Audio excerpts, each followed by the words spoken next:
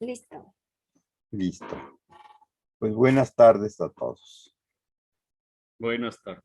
Oclimeláhuac es el que es el verdadero camino entre la vida y Olistli hasta la muerte. Miquistli.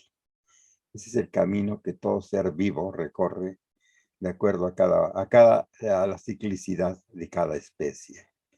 Y la lámina, pues ya la conocen ustedes, es la que nos sirve para conectar desde el momento de la conjunción hombre-mujer o hembra y macho hasta el momento del nacimiento. Entonces, es esa combinación tonal powárica que la vemos en las escalinatas de la greca, que está calculada matemáticamente y desafortunadamente, como todo esto lo hemos visto a través de las crónicas del siglo XVI, para nada tuvieron la capacidad los que llegaron de entender estas profundidades de la mente humana en los pueblos antiguos. Los que llegaron, pues los primeros, solamente querían buscar oro, bienes, tierras que anexar para el rey de España y para sus marquesados propios y sus feudos. Y por otro lado, los que llegaron para salvar almas, porque pues, venían con esa misión, pues de parte también incluso del rey de España, pero el rey de España pues estaba en alguna forma supeditado a lo que dijera el papado de Roma. Y ya vimos en las clases anteriores que la iglesia, bueno, todos los personajes de la religión cristiana pues son hebreos, son judíos, pero la iglesia romana es la iglesia católica, apostólica y romana. Entonces vamos a ver este tema de lo que es el aliento de la vida. El aliento de la vida, que está figurado aquí con una preciosa serpiente, en la cual la hermosura, el concepto de hermosura, lo dibujan con hojas de la malinali o con plumas de aves, como el quetzaltótoc, el tzitzinican y todas estas aves, que les regalaban el plumaje para hacer verdaderas obras de arte. Y la víbora pues, es la vibración, hermosa la vibración. Vaya, no es una serpiente pájaro, no es una serpiente emplumada, sino es la hermosura de la vibración de la energía vital. Entonces es el aliento de la vida y de la muerte en el mundo autóctono de México. Es ese camino que recorremos desde el momento de la gestación, en donde influyen ciclos y energías que tienen que ver con el aparato reproductor femenino, supeditados por la energía que emana de la luna, que es el tono del sol, pero ya reflejado en un espejo más blanco, y nos llega una luz diferente, una energía diferente. Pero también el tono del sol está influyendo en que todo crezca en el vientre de la mamá. Toda esa fuerza solar y esa regulación lunar están haciendo a un nuevo ser. Hasta el momento en que sale a la vida, lo vemos aquí en una cunita muy prehispánica que dibujamos, y una pareja junto de él, y después en la conexión de este ser en su crecimiento, en el camino de lo que es la vida hasta su muerte, en el seno de la naturaleza, de la tierra madre, en donde ella es padre y madre, así como el sol es padre y madre, también la tierra es padre y madre, y todo está latiendo, toda nuestra vida está latiendo en torno a nuestro propio centro, nuestra propia centralidad, pero dentro de los parámetros de las bioenergías, de todas las bioenergías que recogemos del medio ambiente.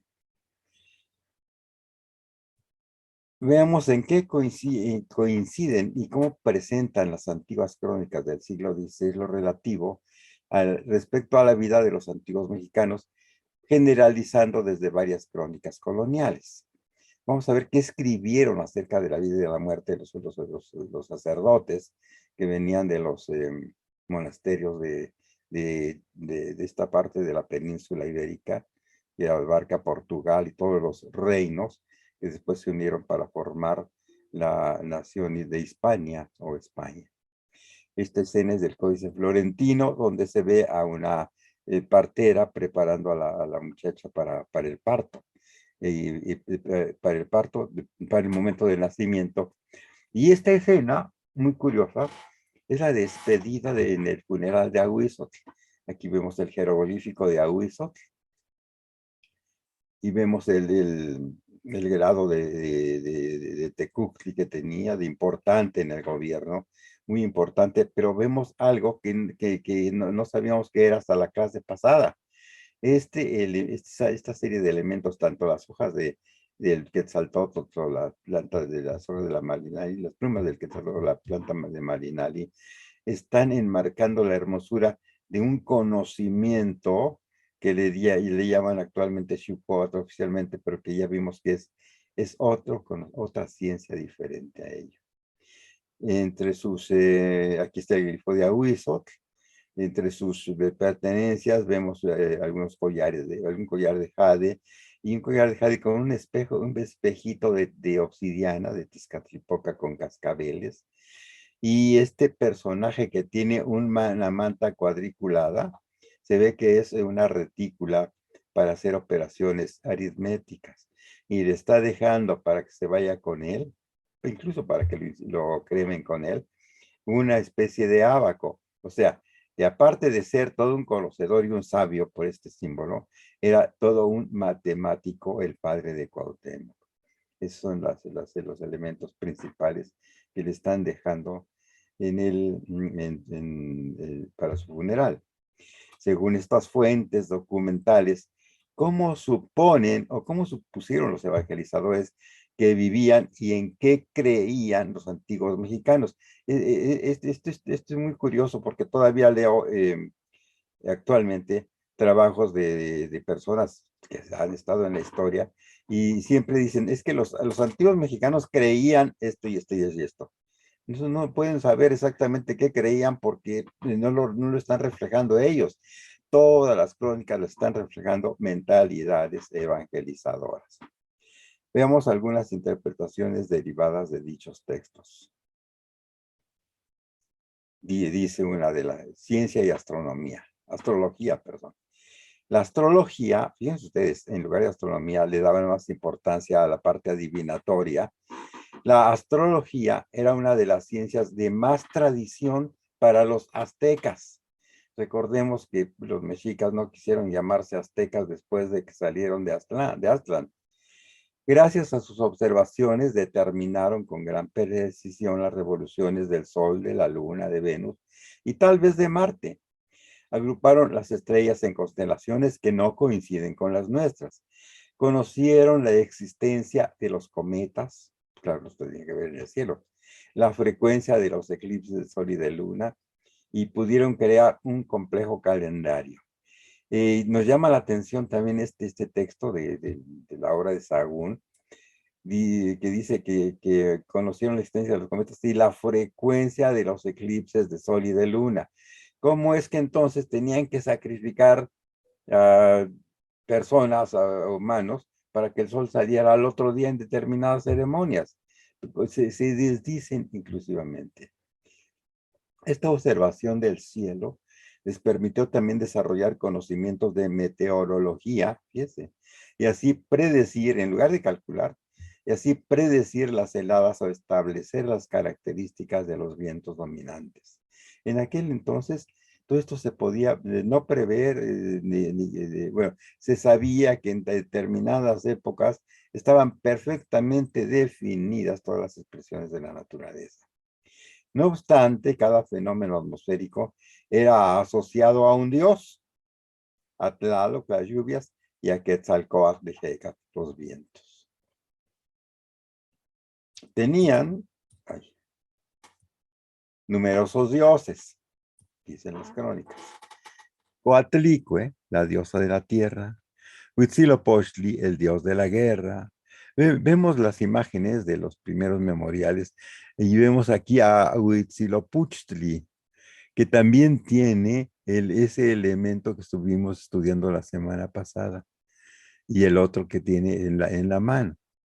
En cambio, tenemos aquí a un Tezcatlipoca con otro tipo de elemento de fuerza diferente. Vemos aquí a Painal, que es el veloz, y vemos aquí a Tlaloc Tlamacasque, con su haz de plumas. En el capítulo 5. Son de ilustración de varios capítulos. Frecuentemente aparece en la poesía Ipalnemohuani, por quien se vive.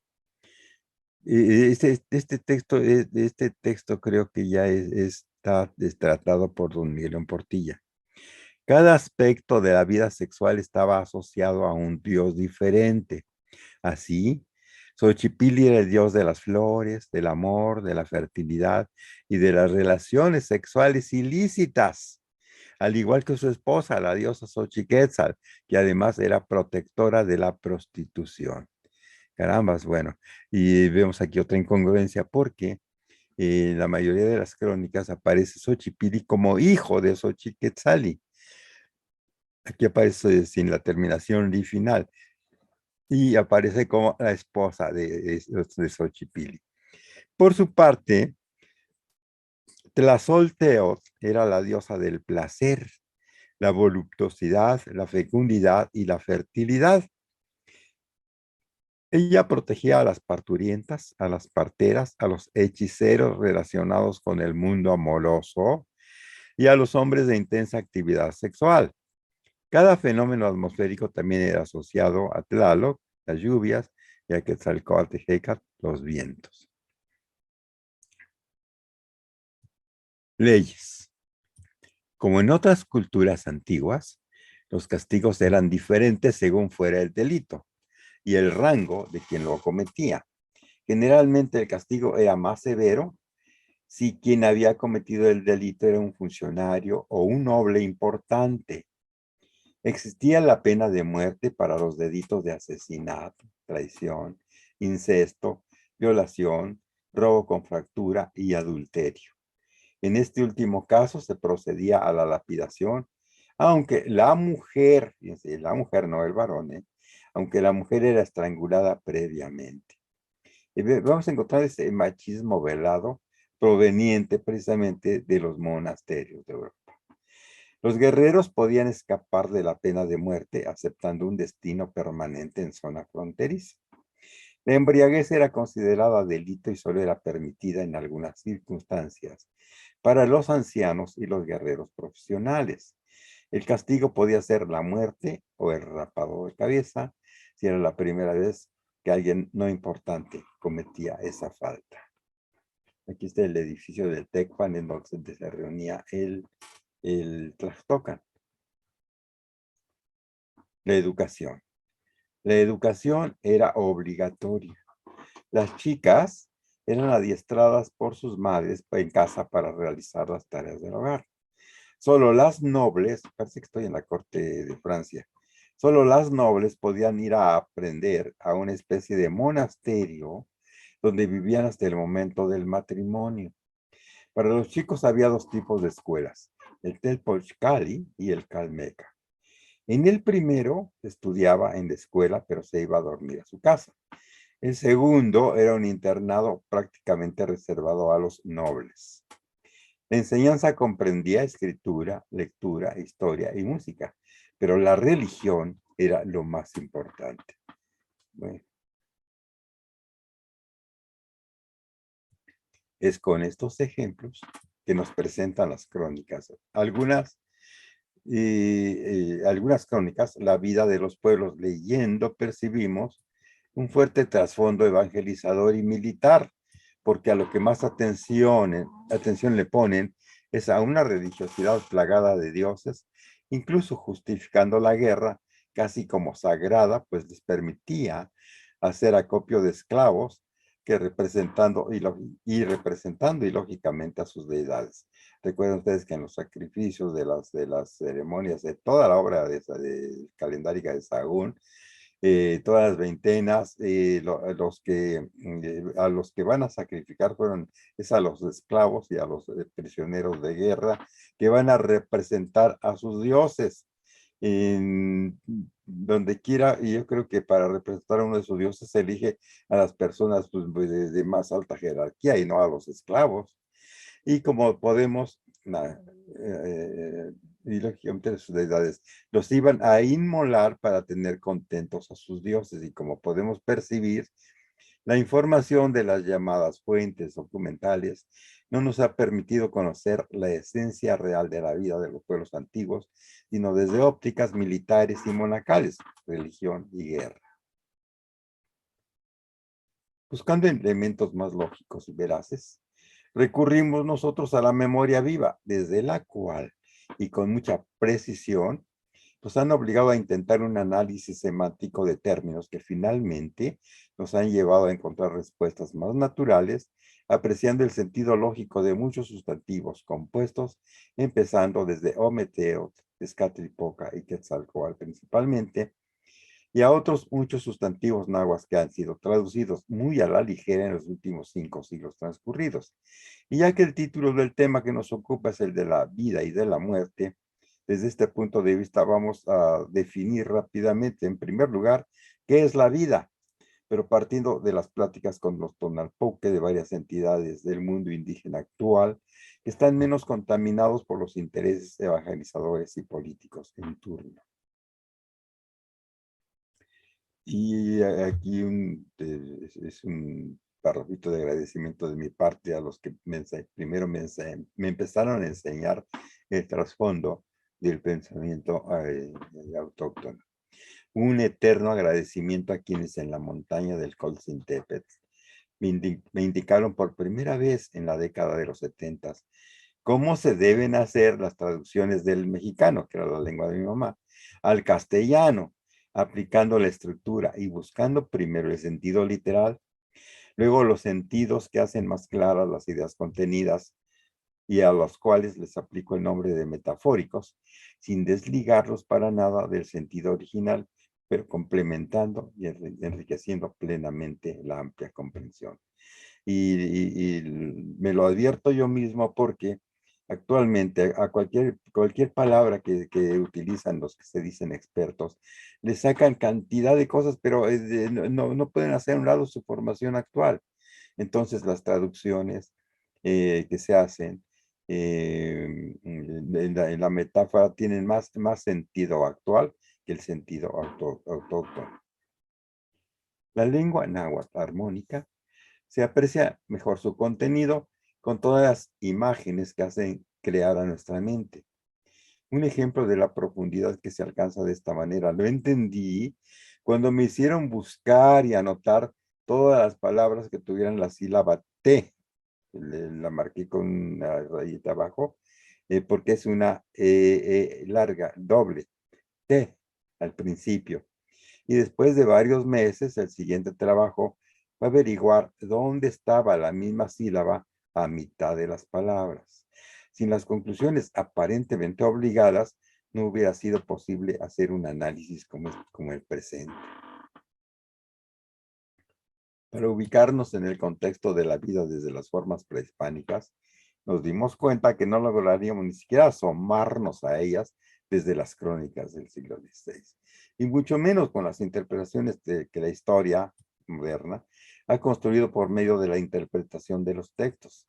La clave para comenzar ha sido introduciéndonos en el concepto de la vitalidad de la vida, empezando con dos palabras en lengua ñañú, Nsunda y Quiña, que significan hermosura y culebra. Nsunda y Quiña, hermosura y culebra. Hicimos este cuadrito.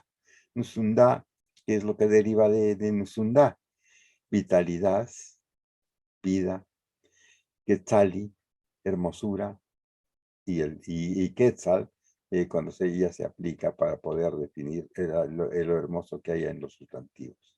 Y luego, Quiña, es ondulación, vibración, culebra, energía. Y en mexicano es Coatl. Entonces, Nusunda-quiña es Quetzalcóatl.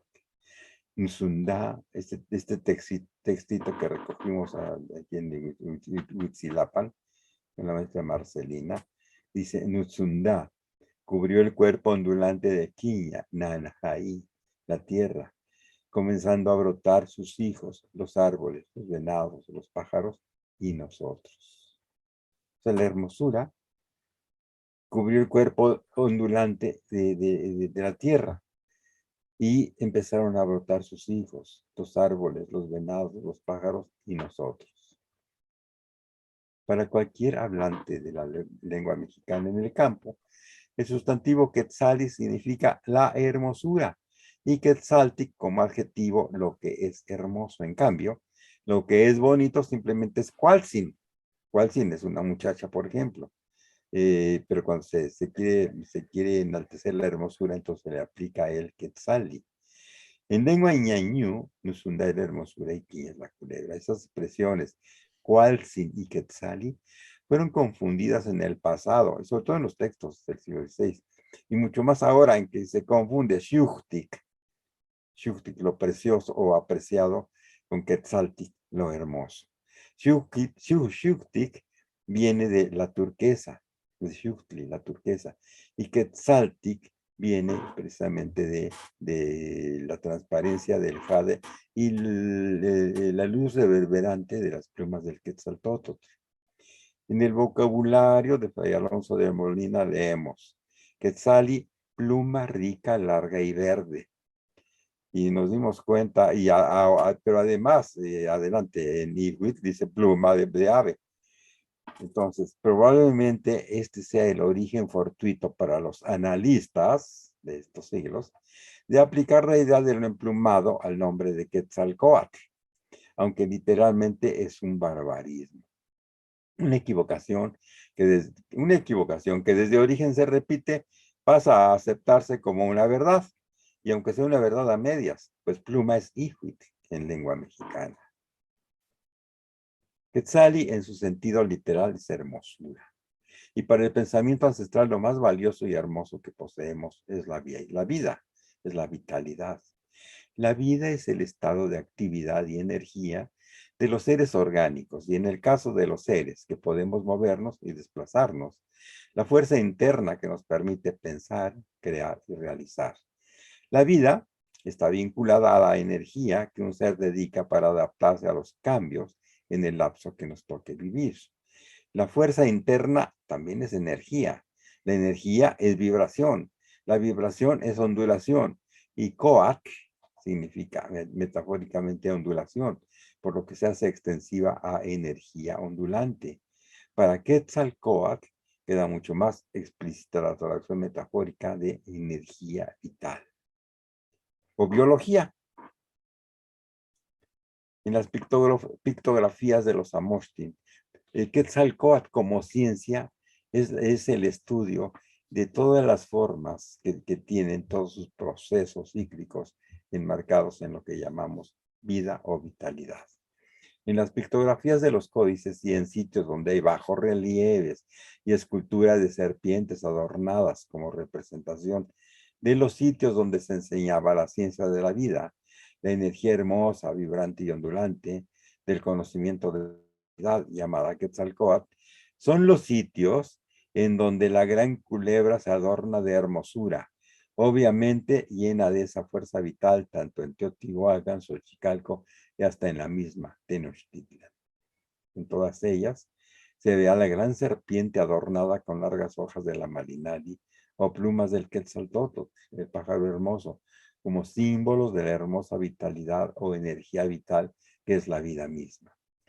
Naturalmente que todos los personajes que en ese momento tienen ese atributo de la hermosura son parte del conocimiento de Quetzalcóatl. Estas consideraciones nos conducen a aclararles a los lectores que el nombre de Quetzalcóatl no tiene plumas por ninguna parte, sino hermosura de la vida. Veamos. Para profundizar mejor en lo que es la energía vital, tuvimos que entender cómo es que se produce la vida. en donde comienza a generarse el principio de todos los seres vivos. Y para eso, estas personitas del Coltzintepetl me hicieron buscar varias partículas de la lengua náhuatl.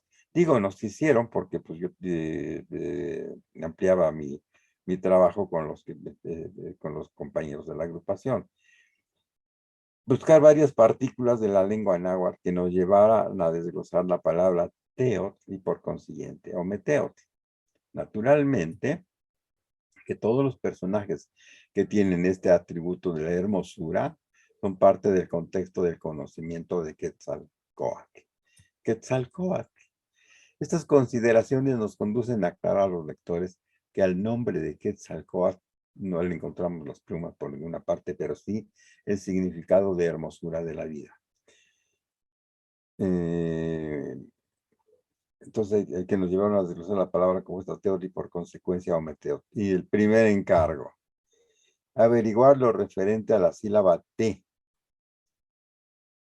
T y T con E larga. T con E corta es tet, piedra. Y T con E larga es la que, no, la que querían que nosotros encontráramos y nos convenciéramos. Entonces, su significado según la vocal E, si es larga, mediana o corta. Esto desafortunadamente en ninguna crónica se nota. Tiene que estar con el sentido del oído muy despierto cuando oye uno hablar a la gente en lugares en donde no se ha contaminado tanto la lengua, ¿verdad? Resultan más de 100 dialectos diferentes de algo que tiene un mismo principio. Entonces, resultó muy interesante el encargo, pues esta sílaba con E corta, tet, siempre se refiere a la piedra o a todo lo que tiene dureza, como las piedras, como tenochtli, tuna dura, porque tiene la partícula E muy corta, tenochtli.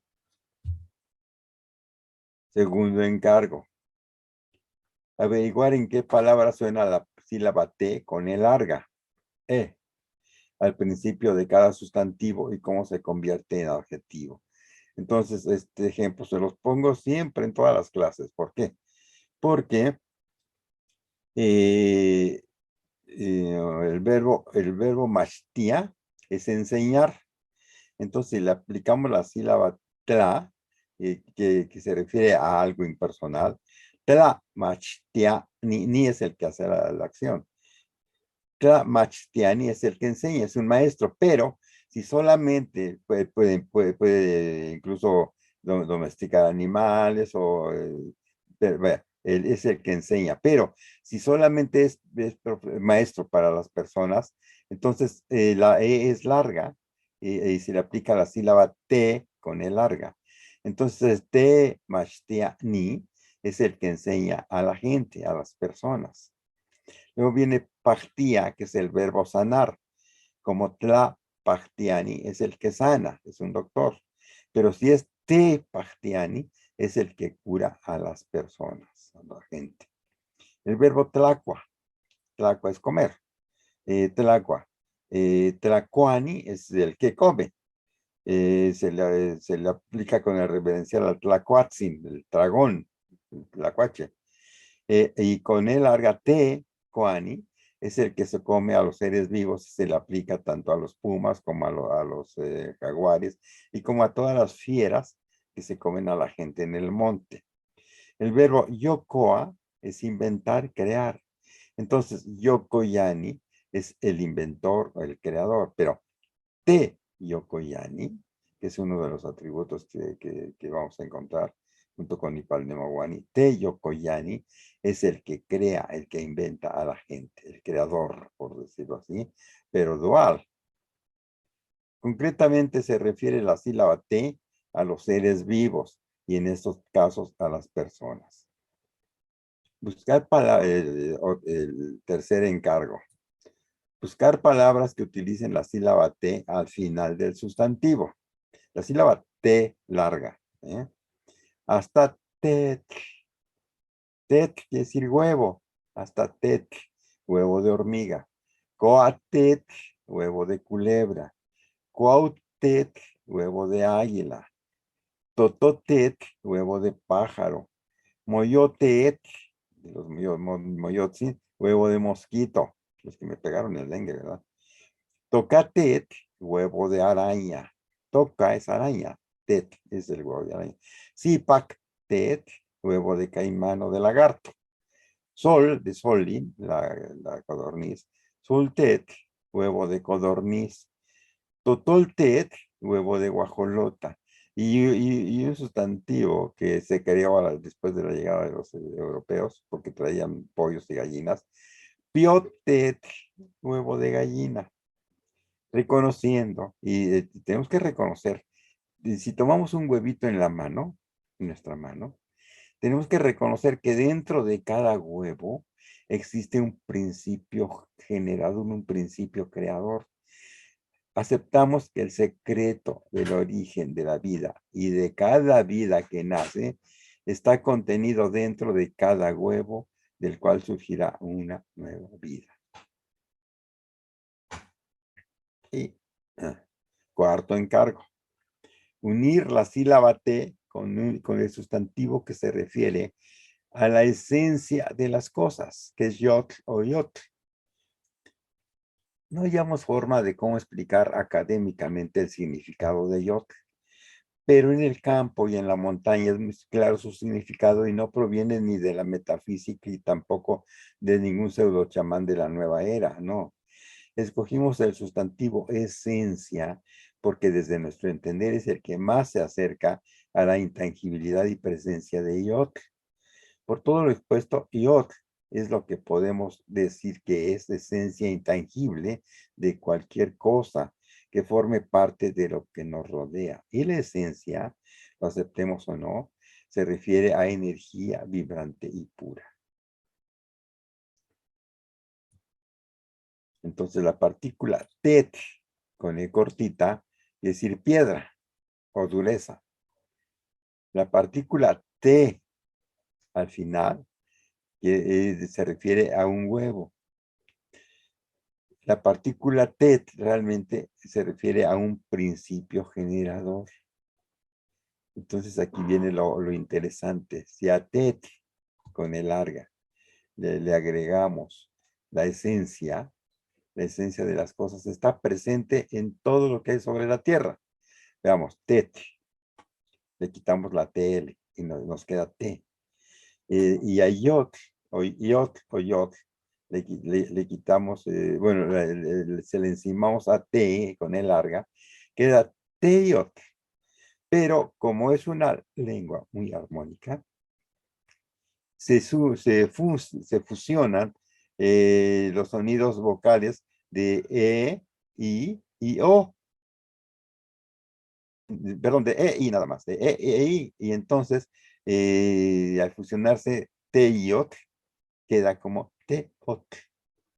Teot realmente significa esencia generadora o esencia de un principio generador. Como en la lengua náhuatl. Bueno, aquí tenemos a iot y yot y al sustantivo recortado del número 2, ome. Como en la lengua náhuatl, los sonidos vocálicos EI y OU son intermedios y los dos suenan como una sola vocal.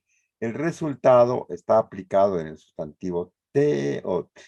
Por consecuencia, al aplicarle el número 2, ome, se forma ome, teot. Que quiere decir la esencia del principio generador de la dualidad. Claro está que si lo sometemos esto a las crónicas del siglo XVI, para nada llegan a estos resultados. Ahora, el tonali, por ejemplo, es lo que nos regala el sol, pero hiyot o heyot, viene de que son sonidos intermedios, se refiere al viento, al aire, es el aliento vital, que para nada aparece así en las crónicas, aparece como una esencia que tenemos en el hígado, pero el aliento vital es aire, y el aire entra por nuestra nariz a nuestros pulmones para llevar todo lo necesario, lo que necesita nuestro ser a la sangre y sobre todo al cerebro. Nahuali es nuestro ser interno, pero es lo que está disimulado. Y Te Yolía es lo que anima a las personas. Te Yolía, Te, con E larga, se refiere a las personas y en algunos casos a los seres vivos. Honestamente, en nuestra mente deberíamos de apreciar que en un punto central de cada huevo existe el misterio de la vida, porque en cada huevo está latente un principio generador de vida. Y entonces ya con esta apreciación, entonces de decir hasta huevo huevo de garza, de hormiga, perdón, huevo de hormiga, es asca, es la T, es asca. Ascatet sería principio generador de hormiga. Coatet, principio generador, en lugar de decir huevo de víbora, es un principio generador de culebra. Cuautet, un principio generador de águila. Tototet, en lugar de decir huevo de pájaro, principio generador de los pájaros. Moyotet, principio generador de los mosquitos. Y Tocatet, el principio generador de arañas. Zipactet, principio generador de caimán. Soltet, principio generador de codorniz.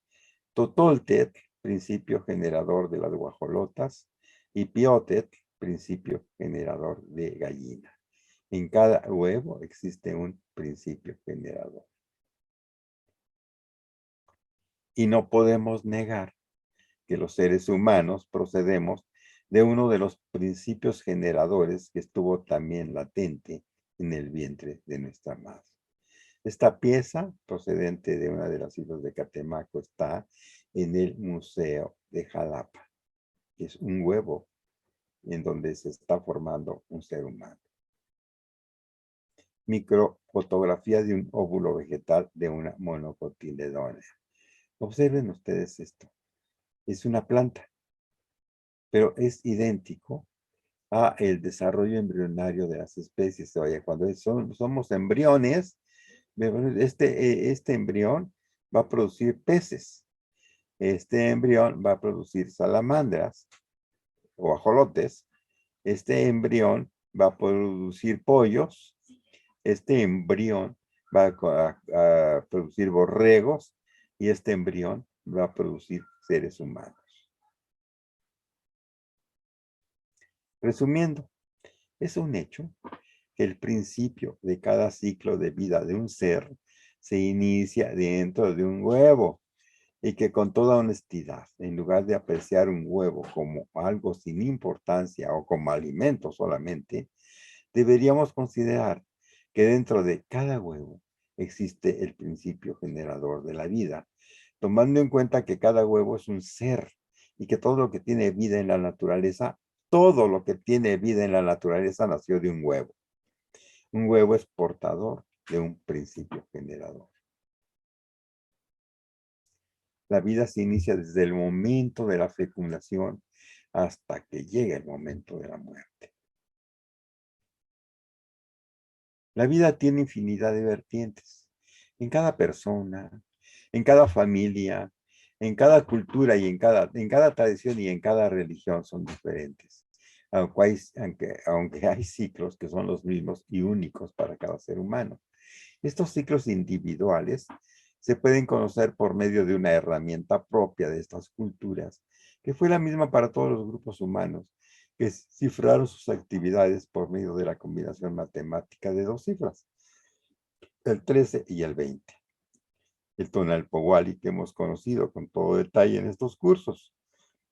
Y es el que vemos en las 8 primeras láminas del Códice Borgia, y que cada sección de 13 columnas tiene que ver con uno de los rumbos, es el Tlaxtlampa, el Huixtlampa, el Cihuatlampa y el Mixtlampa, y empiezan en 1 Zipactli y terminan en 13 Flor. Después de 13 Flor, aquí sigue otra vez 1 Zipactli. Entonces otra tira como esta se pega aquí y se va haciendo una espiral escalonada infinita de toda la vida por medio de esta recurrencia de ciclos matemáticos biológicos y espirituales. La información que encontramos en las crónicas, en las historias antiguas y en las versiones posteriores, son muy pobres en criterio y comprensión al conocimiento del mundo indígena, haciéndose extensivo ese desinterés desde fines del siglo XVI hasta la fecha. Casi todas las crónicas se quedan atoradas en que se peleaban por los territorios, se mataban, hacían recopilación de cautivos y los sacrificaban. Entonces, ¿quién sembraba? ¿Quiénes eran los albañiles, los arquitectos, los constructores? ¿Quiénes eran los que producían todo lo que necesitaba toda una sociedad si toda la vida nos andaban casándose unos a otros para tener a quien sacrificar?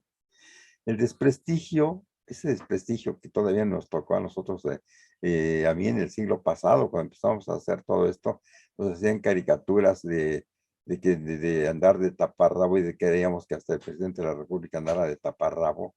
Ese pensamiento pro-europeo produjo ese desprestigio precisamente, produjo versiones completamente desalentadoras.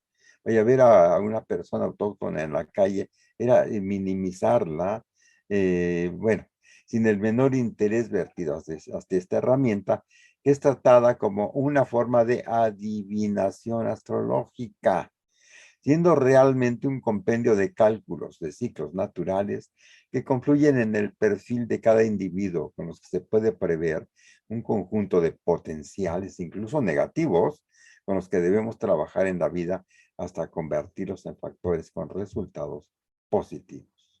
Esta es la serie, las trecenas. La trecena, uno Zipactli, uno Acat, uno Coat, uno Olin y uno Atl, que tienen que ver solamente con el rumbo de la luz del Tlahuistlampa. Entre los elementos en juego es muy lógica la relación entre la greca de la vida.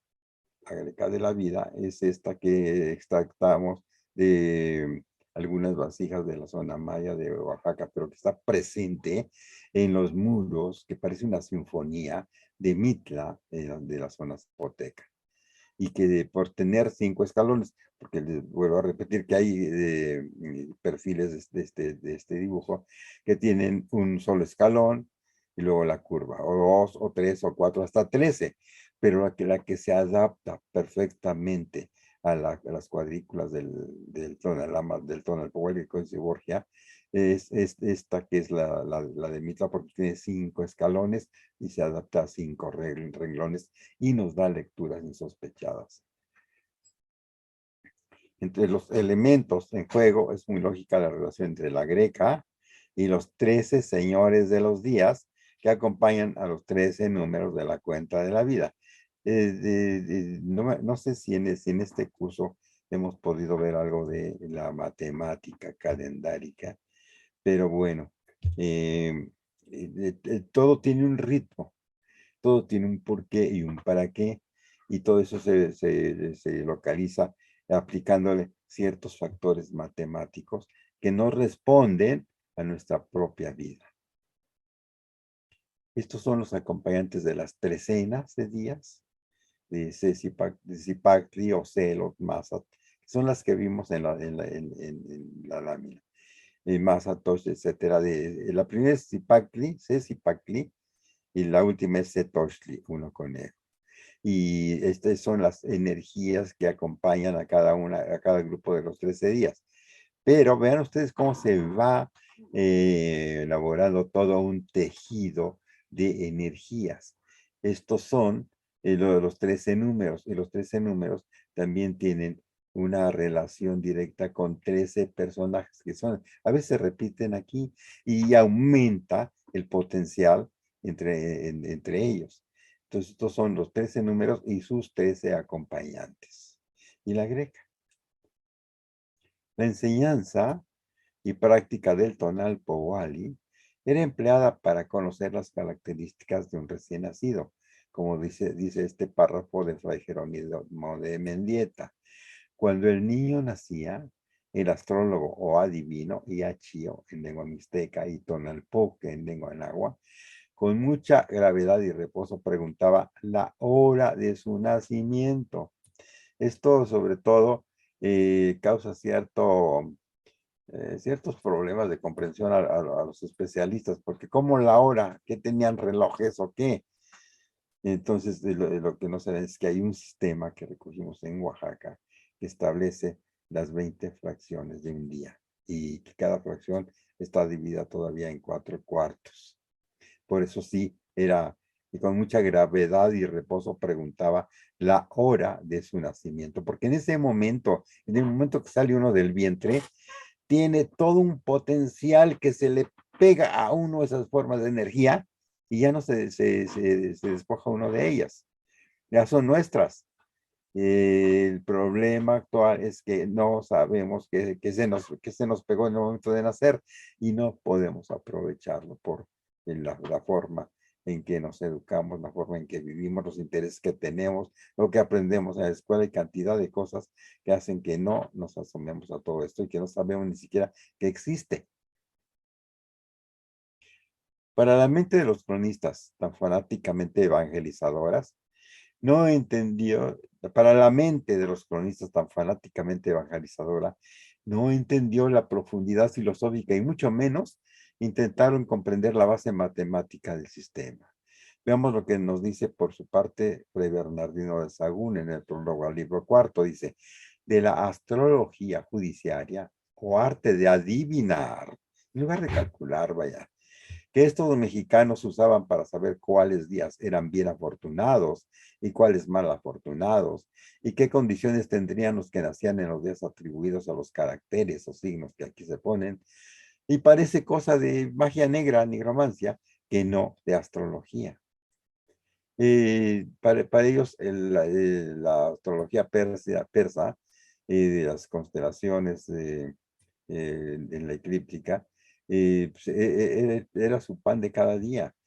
Bueno, esta escena también es de Alberto Beltrán, el gran pintor Alberto Beltrán. Estos naturales de toda Nueva España tuvieron y tienen gran solicitud en saber el día y hora del nacimiento de cada persona para adivinar, ni siquiera ponen para calcular, ¿verdad? Para adivinar las condiciones, vida y muerte de los que nacían. Los que tenían este oficio se llamaban tonalpoque, a los cuales acudían como profetas, cualquiera que le nacía hijo o hija, para informarse de sus condiciones, vida y muerte. Estos adivinos no se regían por los signos ni planetas del cielo, o sea, las constelaciones persas, sino por una instrucción que según ellos dicen se la dejó Quetzalcóatl, y entonces aquí aparece como un dios Quetzalcóatl que les dejó una herencia o un profeta que les dejó la herencia, ¿verdad? Pues no, es una ciencia. Se las dejó Quetzalcóatl, la cual contiene 20 caracteres multiplicados 13 veces por el modo que en el presente libro se contiene. Está Fray Bernardino, el guapo Fray Bernardino, que dicen que lo tienen que esconder de las damas novohispanas por lo guapo que era. Esta manera de adivinanza en ninguna manera puede ser lícita, porque ni se funda en la influencia de las estrellas, ni en cosa ninguna natural, ni sus círculos conforme al círculo del año, porque no contiene más de 260 días, los cuales acabados tornan al principio. Este artificio de contar o es arte de nigromántica o pacto y fábrica del demonio, lo cual con toda diligencia se debe desarraigar. O sea, lo que no entendían era parte del demonio. Y este tipo de matemática de la naturaleza nunca lo pudieron entender y todavía muchos especialistas todavía no la pueden entender. Actualmente ya es aceptado por los estudiosos al tema que el sistema general y el sistema aplicado a conocer características de una persona no es un arte diabólico, sino un conjunto de elementos matemáticos que en su lectura general proporciona perfiles de comportamiento y posibles caminos a seguir por medio de cálculos de probabilidades, nunca como elementos de adivinación o circunscritos a la voluntad de diversas deidades o fuerzas desconocidas que se dan el lujo de jugar con el destino de los seres humanos. Esta tablita es la que utilizamos para ir colocando los resultados de convertir una fecha antigua al sistema gregoriano o al sistema de Juliano cuando se trate de un dato histórico antes de la reforma del Papa Gregorio. Entonces aquí ponemos al año y a sus acompañantes, que utilizamos el Ontecaguani, porque eso es, o Ashtocaguani, porque son los primeros o los que a los que se les deja una responsabilidad respecto al elemento que se está estudiando. En este caso, el año se pone aquí, Shiwit, el año. Y luego se pone qué fuerza acompaña al año. Y luego el Sempohuailhuitl, la veintena y su acompañante, la trecena y su acompañante, el día y su acompañante, pero bueno, y su acompañante. Luego el rumbo, que los localizamos en varios códices, y luego el elemento volátil, que es una energía diferente, que son 6 pájaros y una mariposa. Y luego el tonal Tecutli, el señor del día, que es la fuerza que se va de 13 en 13, pues se llaman los 13 señores de los días, que se hace presente desde el momento en que el sol sale hasta que el sol se mete. Luego el Yohualtecutli es la fuerza que empieza a manifestarse, va de 9 días, desde el momento en que el sol se mete hasta que el sol vuelve a salir. Y luego el momento del nacimiento, la fracción del día del nacimiento y el cuarto de la fracción. Además de las características que la naturaleza nos otorga, están las costumbres tradicionales y los ciclos de desarrollo físico que tenemos que transcurrir. En cada persona, en cada familia y en cada cultura, en cada tradición, en cada religión son diferentes, pero hay ciclos que son los mismos como seres humanos. Los ciclos a los que hemos concluido después de largas pláticas en varias comunidades de nuestro país son trecenas de años, aunque la primera trecena está seccionada a la mitad, pero 7 años conllevan, según así es apreciado, un cambio muy especial a los 4 años. Hubo un pequeño cambio a los 4 años, en donde de la lactancia se pasa a lo que nosotros llamamos la niñez, y es a los 4 años aproximadamente que el niño empieza a hablar, es decir, en su mundo familiar, a hablar náhuatl, armónico.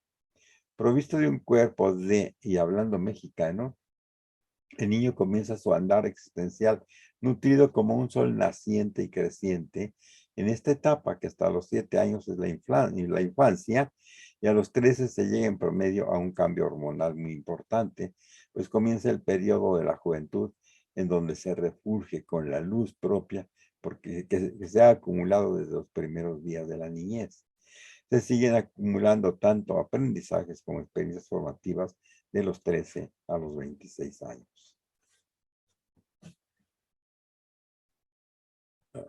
De los 26 años a los 39 es la etapa de poner en práctica la experiencia y las reflexiones. De los 39 a los 52 se completa el primer ciclo vital y comienza uno nuevo, pleno de madurez, con toda la formación y las experiencias acumuladas. La metáfora de la vida nos dice que vamos dejando huella de nuestro paso como humanos sobre la tierra sin saber si de veras vamos a regresar o no vamos a volver, como un cordón que día con día se va entrelazando, y con eso contribuimos a tejer el vestido de Tonantzin, nuestra madrecita venerable. Pero como no sabemos siquiera de qué largo va a ser nuestro cordón, no debemos desperdiciar ni una sola vuelta que nos dé la vida. En otras palabras, no podemos desperdiciar ni un minuto de nuestra existencia en lo que no tenga verdadera importancia para nosotros y para lo que nos rodea. ¿Acaso de veras se vive con raíz en la tierra? Nada es para siempre en la tierra, solo un poco aquí. Aunque sea de jade, se quiebra. Aunque sea de oro, se rompe. Aunque sea plumaje de quetzal, se desgarra. No para siempre en la tierra, solo un poco aquí. Hey.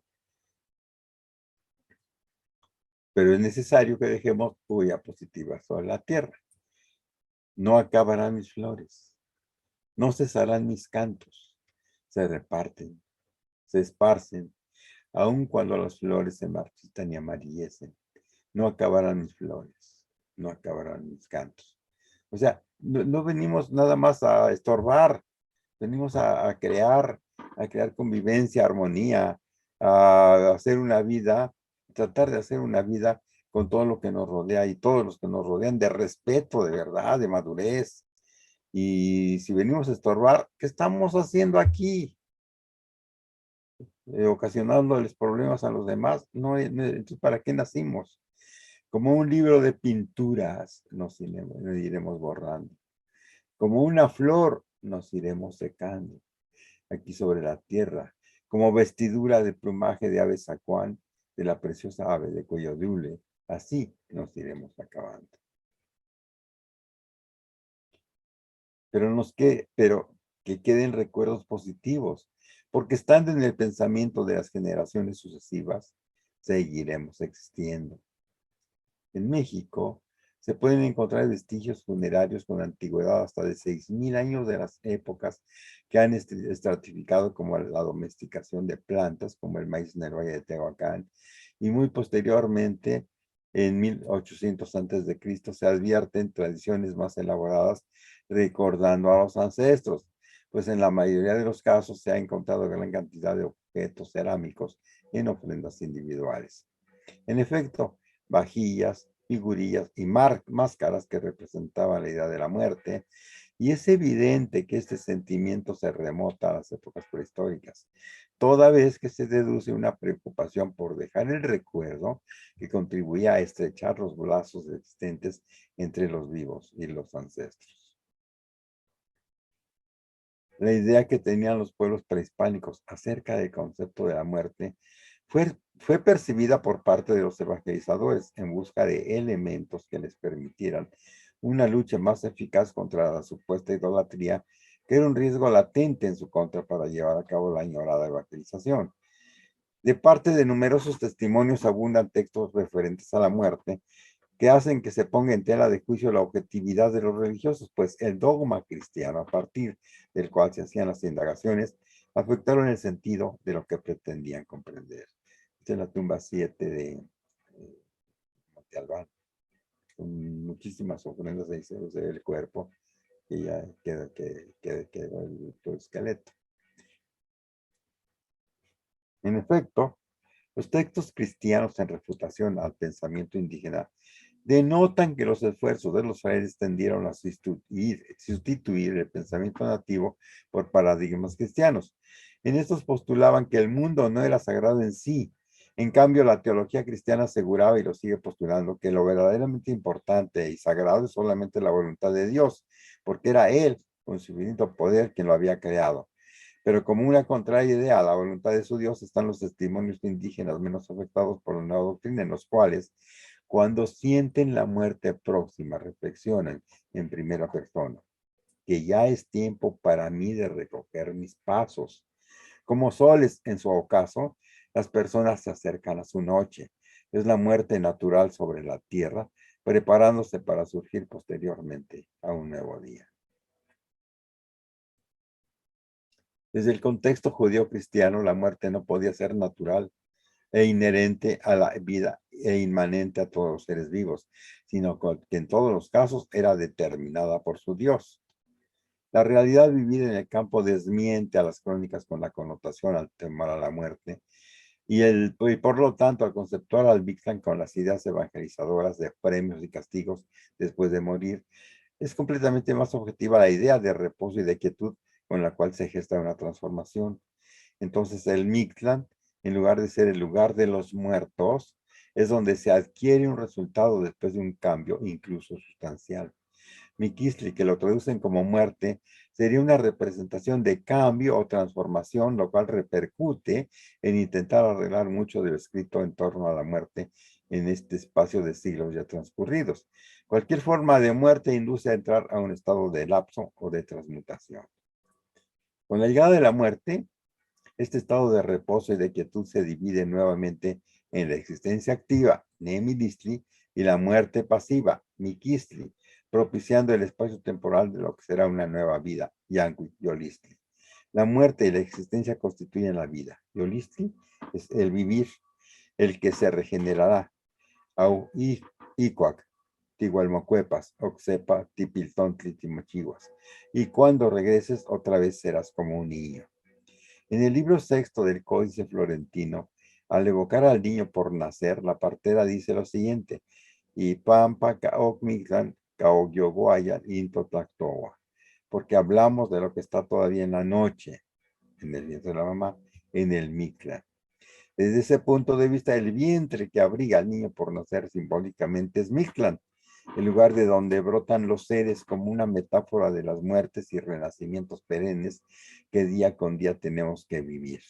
Diario tenemos varias muertes y varios renacimientos, y un vientre, el cual es el recipiente de en donde al ser gestado el Mictlán es un retorno a la vida. La muerte y la existencia constituyen la vida. Yolistli es el vivir, con la que se convivía. En su pensamiento no existía ruptura entre los extremos de la vida y de la muerte. La presencia de los finados estaba presente, pues intervenía en los actos importantes de la comunidad. Se recordaban cuando se iba a sembrar, se recordaban en la cacería o en la construcción, y se evocaban para distintos acontecimientos sociales como los nacimientos y los matrimonios. Las antiguas sociedades integraron a la muerte en sus ciclos reales como una circunstancia sin más temores del devenir, porque al morir se renace. Esta era la idea básica, y de ella se desprendió la concepción de permanencia y de dualidad. Esta sensación de reposo, en el aspecto de transformaciones temporales, se notan en el vivir, al ser testigos de que después de la sequía llega el verdor, y luego nuevamente la sequía en una cíclica continuidad. Después del día llega la noche y otra vez se presenta la luz del día, sin tener un proceso de detención en su constante transformación. Veamos lo que aseguran las crónicas realizadas por los religiosos hispanos. El concepto de la muerte desde la época prehispánica era que dependía de qué morían, sería su destino final. Si morían con elementos relacionados con el agua, se iban con el dios Tlaloc. Si era de muerte natural, regresaban al Mictlán. Si era en la guerra, con honor, se iban con Tonatiuh. Con la invasión castellana esto cambió. Ahora ya no es de cómo te mueras, sino de cómo te comportes. Si lo haces bien, te vas al paraíso terrenal. Si lo haces mal, al paraíso. Y si lo haces mal, vas al infierno. Los cristianos, según su comportamiento, sus estancias finales eran el paraíso, el infierno o el purgatorio. El purgatorio es un sitio que inventó el Papa Gregorio III, no 13, el que hizo el cambio. Gregorio III, para atenuar el hecho de que era hijo de una pareja que no estaba casada por la iglesia, y que al morir quedaron sus padres, y dijo, él no podía hablar de sus padres porque no se habían casado, y eso era un pecado mortal. Y el papa era bastardo. Entonces dijo él que al morir quedaron sus padres en una estancia intermedia, en proceso de purgar sus culpas antes de pasar al paraíso. Por eso le puso purgatorio. Inventó el purgatorio el Papa Gregorio III. Gregorio el Magno ocupó el papado desde el 590 al 604 antes de Cristo. A Gregorio III le decían el Magno, miren ustedes. Poniendo en juego la lógica evangelizadora, asientan los cronistas que por la forma en que una persona india moría, se determinaba el lugar a donde iría, sobreponiendo sus propias ideas acerca de la vida después de la muerte. Así, Tonatiuh Ilhuicac era el lugar donde habitaba el sol. Tlalocan era el espacio de los tlaloques o ayudantes de Tlaloc, un lugar lleno de alegría, con un campo lleno de maizales, calabazas, chiles, jitomates, frijoles y flores. Lámina 4 del Códice Vaticano Ríos. Ven, es un árbol con senos. El Chichihuacuauco era para los niños muertos quienes no habían vivido una existencia entera, es decir, a su primer año de vida. Aseguran las fuentes que en este lugar nacían árboles nodrizas que con senos maternos como frutos de los que brota la leche le daban de comer a todos los niños muertos, a las almas de los niños muertos. Y como cuentos para niños se vale, pero no con la seriedad de un evangelizador. El Mictlán En este lugar llegaban todas aquellas personas que habían muerto de diversas formas. Por ejemplo, aquellos que fallecían de forma común o accidentadas. Esto indicaba que no habían sido elegidos especialmente por los dioses. Un lugar era oscuro, denso. Este lugar era oscuro, denso, bajo, en donde las almas debían realizar pruebas para poder resurgir. La realidad vivida en el campo desmiente a las crónicas con la connotación al temor a la muerte y por lo tanto al conceptual al Mictlán con las ideas evangelizadoras de premios y castigos. Después de morir es completamente más objetiva la idea de reposo y de quietud con la cual se gesta una transformación. Entonces el Mictlán, en lugar de ser el lugar de los muertos, es donde todo adquiere un resultado después de un cambio sustancial. Miquistli, que lo traducen como muerte, sería una representación de cambio o transformación, lo cual repercute en intentar arreglar mucho de lo escrito en torno a la muerte en este espacio de siglos ya transcurridos. Cualquier forma de muerte induce a entrar a un estado de transmutación. Miki es morir, es entrar a un proceso de cambio. Y la Miki es recordar, es acomodar las experiencias vividas. Temiki es soñar, es volver a vivir en otro estado de circunstancias y otro estado de conciencia. O sea, y todas tienen la partícula Miki, que lo traducen como morir. O sea, cuando recordamos, estamos muriendo, no, estamos renaciendo porque estamos reviviendo lo que estamos recordando. Temiki es soñar, a veces en el sueño estamos reviviendo nuestros anhelos, nuestras luchas, nuestros logros, nuestros fracasos, pero en realidad es el morir la gente, la T con el larga, el morir la gente, es volver a vivir en otro estado de circunstancias y de conciencia. Entonces, mi Kisti es un constante estado de cambio, como es el dormir y luego recordar. Es también dormir y despertar, es dormir y reponerse. Mictlantecutli, desde esta perspectiva, es descansar para el otro día volver a la actividad. Y Mictlancí, Mictecaciguac, es reponerse para estar muy apto para la creatividad en su constante ciclo recurrente. Se detectan dos tipos de ritos funerarios, la cremación y el entierro. Los muertos comunes se incineraban, se cremaban.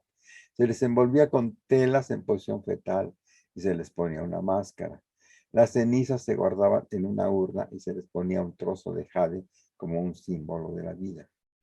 Pero el entierro, completito, así el cuerpo, estaba destinado a los altos funcionarios y a los gobernantes. Se les vestía lujosamente con joyas y máscaras funerarias y en la boca se depositaba una piedra de chalchihuiti o de jade que reemplazaba al corazón verdadero.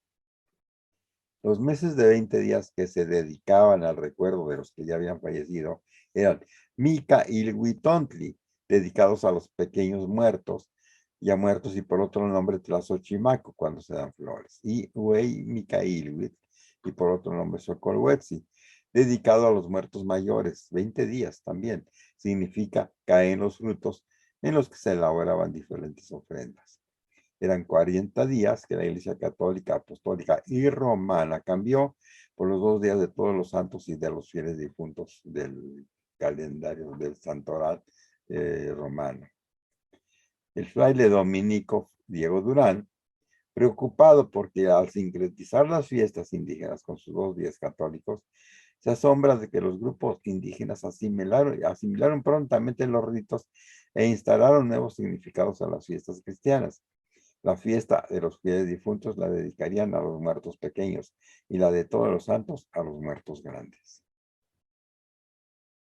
Preguntando, dice el rey de Gudrán, preguntando yo por qué fin se hacía aquella ofrenda a Día de los Santos, respondiéronme que ofrecían aquello por los niños y que así lo usaban antiguamente y habíase quedado aquella costumbre. Y preguntando si habían de ofrecer el día mismo de difuntos, dijeron que sí por los grandes y así lo hicieron, de lo cual a mí me pesó, porque vi de patentemente celebrar la fiesta de difuntos chica y grande y ofrecer en la una cacao, cera, aves y fruta, semillas en cantidad y cosas de comida. Y otro día vi de hacer lo mismo, y aunque esta fiesta caía por agosto, lo que imagino es que si alguna simulación hay o mal respeto, lo cual yo no osaré afirmar, que lo han pasado a aquella fiesta de los santos para disimular su mal en lo que toca a esta ceremonia. A fin de que ese culto se manifestara, a fin de que en ese culto se manifestara la inmensa gloria de Dios y el poder ilimitado de su iglesia, resultaba preciso que la ceremonia se rodeara de cierta parafernalia cristiana con todo un sistema de representaciones en que no podían faltar las imágenes de Cristo sangrantes, vírgenes y santos, quienes por haber hecho la voluntad del Padre habían podido salvar el alma y se encontraban con el Creador gozando de vida eterna. Y aquí vemos a un sacerdote, un fraile, supervisando una ofrenda. Y esta composición la hicimos con mucho gusto y mucha risa, porque está la ofrenda y llega un fraile y corre a Mictlansigua y Mictlantecuhtli, váyanse de aquí. Estas fiestas ya con el permiso de la Iglesia Católica suplieron a las 2 veintenas de días que ahora serían entre agosto y septiembre. Se recordaba en 2 días lo que antes ocupaba 40.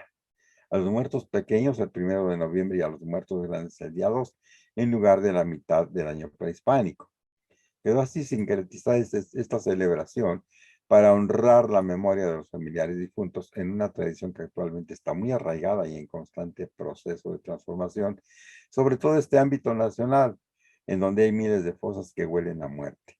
Pero se siente muy transparente la intención en el corazón de la mayoría de familias mexicanas. Nos cuesta un poco de trabajo aceptar y estar conscientes de que la transmutación física comienza cuando somos transformados en otras especies sirviendo de alimento para la tierra. Conociendo el principio de la vida y reconociendo que cada ciclo tiene su propio final. Donde quiera que la vida y su esencia se generen, existirá el fin de cada uno de los ciclos, transformando la materia y la energía de todo lo existente. En otras palabras, donde quiera que exista la vida, también existe la muerte. Ometeo, el principio creador dual, está actuando en ese sentido en los señores de la transmutación. Ometeo es Mictlansigua y Mictlantecuhtli, transformando todo lo que llega a su término natural para convertirlo en nuevas formas de vida. El Omeyocan es llamado Tosenchan, nuestra morada común. También el Mictlán es parte del Tosenchan, a donde, sin excepción, todos llegaremos en nuestro debido momento. Sabemos que todos los días estamos muriendo y renaciendo. Diariamente también nos estamos transformando. El constante cambio que día con día tienen tanto nuestro organismo como nuestra mente está representado por esa dualidad. En un tiempo determinado por los ciclos individuales, la mayoría de nuestras células mueren y se renuevan. Al descansar, durmiendo y soñando, nos recuperamos por medio del reposo, tanto del cuerpo como del espíritu, con esa esencia dual renovadora, así como se recupera la tierra en su etapa de reposo. Podemos asegurar que en esas pequeñas muertes cotidianas nos reactivamos con el descanso físico y mental. De la misma forma que las semillas deben reposar un tiempo para que germinen, la esencia femenina de Mictlansigua está presente en los ovarios de las plantas y animales hembras, que en ciclos alternados de reposo y fertilidad acomodan sus óvulos para que sean fecundados. Nuestras pequeñas muertes cotidianas, las muertes chiquitas también son psicológicas.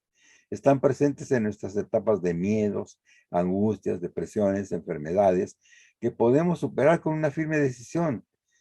La determinación de trascender. Si queremos vivir, vivimos. Si queremos morirnos, nos morimos. Mictlansigua representa la energía del renacimiento en el camino de la conciencia espiritual. El descanso y el sueño son los factores principales para la recuperación física y mental de los seres humanos. En esta dualidad regeneradora, Mictlantecuhtli es el descanso encaminado hacia la actividad, y Mictlansigua contiene en sí el descanso dirigido hacia la creatividad. La muerte es el cambio trascendental para pasar a otros planos de existencia, y las pequeñas muertes que tenemos en nuestra vida diaria están contenidas en el signo Miquistli, el 6º día de la cuenta del tiempo ancestral. Mictlansigua es Tlazolteotl. Se confirma al comparar sus atavíos que son muy parecidos, y ya es obvio al final de ese trabajo que Tlazolteotl y Tlazolteotl son Xochiquetzali. Actualmente se ha popularizado la imagen de una calavera muy adornada, inspirada en los grabados de la Catrina de Vanegas Arroyo y José Guadalupe Posada, como símbolo de la fiesta de los muertos, celebrada los días 1 y 2 de noviembre en casi todo nuestro país. Y este comentario que les voy a leer ahorita lo hice la vez pasada también, y alguien me puso en dónde se hicieron con mucho orgullo. Pues mucho orgullo porque eso son una obra de arte, pero han cambiado por completo la visión de nuestras tradiciones. Y se han sumado las ridículas botargas construidas para una película de James Bond, filmada en México, y compradas por el gobierno en turno de la ciudad para lucirse los funcionarios, haciendo creer a la ingenua población, y así deben ser las respetables fiestas del recuerdo de los antepasados. Y esta imagen muy triste que apareció en varios periódicos, varias publicaciones, en donde nuestra patria madre está oliendo a muerte y está en sus brazos precisamente un esqueleto, un ejecutado. Y la República Mexicana es una fosa enorme en donde hasta el esqueleto tiene la figura, el perfil de nuestra República Mexicana. En la actualidad, muchos de los ciclos naturales son interrumpidos masivamente en pleno proceso evolutivo, violentando la recurrencia natural agresivamente, y muchas de las costumbres que se habían creado desde su origen en cada núcleo cultural también se han bloqueado por seres de densa mentalidad que solamente viven nutriendo sus egos enfermos. La madre que nos dio a luz ahora nos recoge. Así como su vientre nos cobijó, ahora envuelve a la hierba que se seca, a los árboles que caen, a los animales que mueren en el monte, las excreciones de los seres vivos, todo lo recibe para transformarlo. Los seres humanos somos recibidos en sus brazos abiertos, envueltos en el regazo de esta madre, para ser transmutados en nuevas formas de vida, convirtiéndonos en sales y minerales o sirviendo de alimento a algún animal que necesita sustento, el que a su vez también será recibido al término de su ciclo por ella.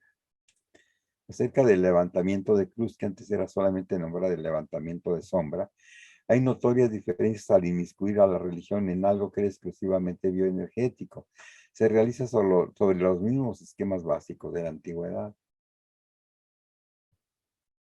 La sombra es la entidad anímica que podemos entender como energía vital, concentrada del cuerpo, puesto que su pérdida se ve reflejada en desgano y en el abandono de las actividades cotidianas.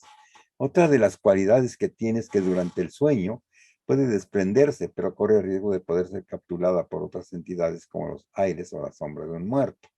De modo que cuando sale se pierde y el cuerpo se queda solo vacío sin vitalidad mientras anda por ahí vagando. Unos aseguran que no se ve, otros solo sienten su presencia. La sombra es inmaterial. Uno de ellos es la cruz de las 4 direcciones con un centro físico y bioenergético. Estamos hablando de un esquema en donde se representan a todas las entidades que forman la sombra. Uno de ellos es la cruz de las 4 direcciones con un centro físico y bioenergético en cada ser humano, hombre o mujer, con su centro muy marcado. Y fíjense que no estoy utilizando la comparación que hacen todos los estudiosos de qué es la cruz de San Andrés o de la cruz de Malta. Esa es este cruce es el de los 4 rumbos del Códice Herbario. No sé por qué esta mentalidad que desde la escuela nos quieren imponer a futuro, utiliza términos comparativos que no tienen nada que ver con nuestra idiosincrasia. Cambia al concentrarse en el lugar donde el difunto es velado, al dejar impregnada su esencia en el pétlat, en las flores, en la cal, en la ceniza o en la tierra en donde descansa su cuerpo al despedirlo. Veamos como ejemplo un levantamiento de cruz como se hace actualmente en la mayoría de las veces. Levantar la cruz. Tradiciones de mi pueblo, levantar la cruz de un difunto. Dice, hace un año perdí a un ser muy cercano y muy querido, y en Zapotiltic, pueblo de donde soy originaria, Se acostumbra a realizar una ceremonia tanto a los 9 días del fallecimiento novenario como al cumplir el primer aniversario llamada levantamiento de cruz. La conmemoración inicia con una misa por la mañana o por la noche, o las dos, ofrecida al difunto. El ritual consiste en rezar el rosario durante 9 días y la gente que participa de este acontecimiento lleva flores o veladoras que se irán colocando de tal manera que formen una cruz al pie de un santo al que el fallecido o la familia tuvieran devoción. Asimismo, se requieren 5 veladoras que serán puestas de la siguiente manera. La primera en la cabeza de la cruz como símbolo de la corona de espinas de Jesucristo. La segunda y tercera como símbolo de los clavos con que fueron perforadas las manos de Jesús. La cuarta en los pies también como símbolo de los clavos y finalmente el medio de la cruz como símbolo de la llaga causada en el pecho de Jesús. Al noveno día se realiza el levantamiento de cruz, que consiste en un primer rosario acompañado de alabanzas, mientras los presentes, uno por uno, comenzando por los familiares más cercanos, rocían con agua bendita a la cruz, se persignan ante ella, levantan y apagan una veladora y recogen un ramito de flores que se van entregando a alguien de la familia para irlos colocando en una tinaja, así poco a poco hasta terminar con la cruz, como símbolo de despedida hacia el familiar fallecido.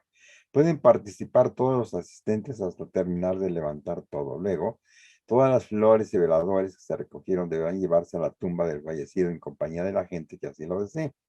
Después de eso, en forma de agradecimiento por acompañar a la familia en tan sentida pérdida, se les ofrece una comida y se les obsequia un recuerdito de acuerdo a sus posibilidades. Alguien me comentó una vez que le parecía muy curioso que hicieran fiesta porque alguien murió, pero no es una fiesta y yo no sé mucho de las cuestiones religiosas, solo sé que tiene que ver con ayudar a levantar la sombra del difunto, removiéndola de la casa donde se veló para que cuerpo y alma ocupen un mismo espacio y decirle adiós con resignación. Ahora veamos un levantamiento de sombra en donde se levanta, o mejor dicho, se recoge la bioenergía que fluyó en vida de una persona, aclarando que aseguran, una mujer tiene mucho más fuerza, energía o poder, por decirlo de alguna manera, y se comienza el primer día por la cabeza, al otro día en la mano izquierda, y luego en la mano izquierda, luego en las piernas, en el corazón, en el hígado y en los genitales, y por último el noveno día, el punto que se localiza entre el ombligo y el corazón. Pero veamos con más detalle esta costumbre. Se identifican bien las posiciones de energía que tienen su origen en la serie de 9 esencias a las que llamaron los 9 señores de la noche. Voy a cambiar. Ya. No.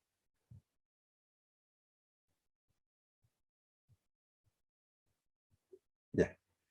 El primero de los señores de la noche es Xhuctecutl.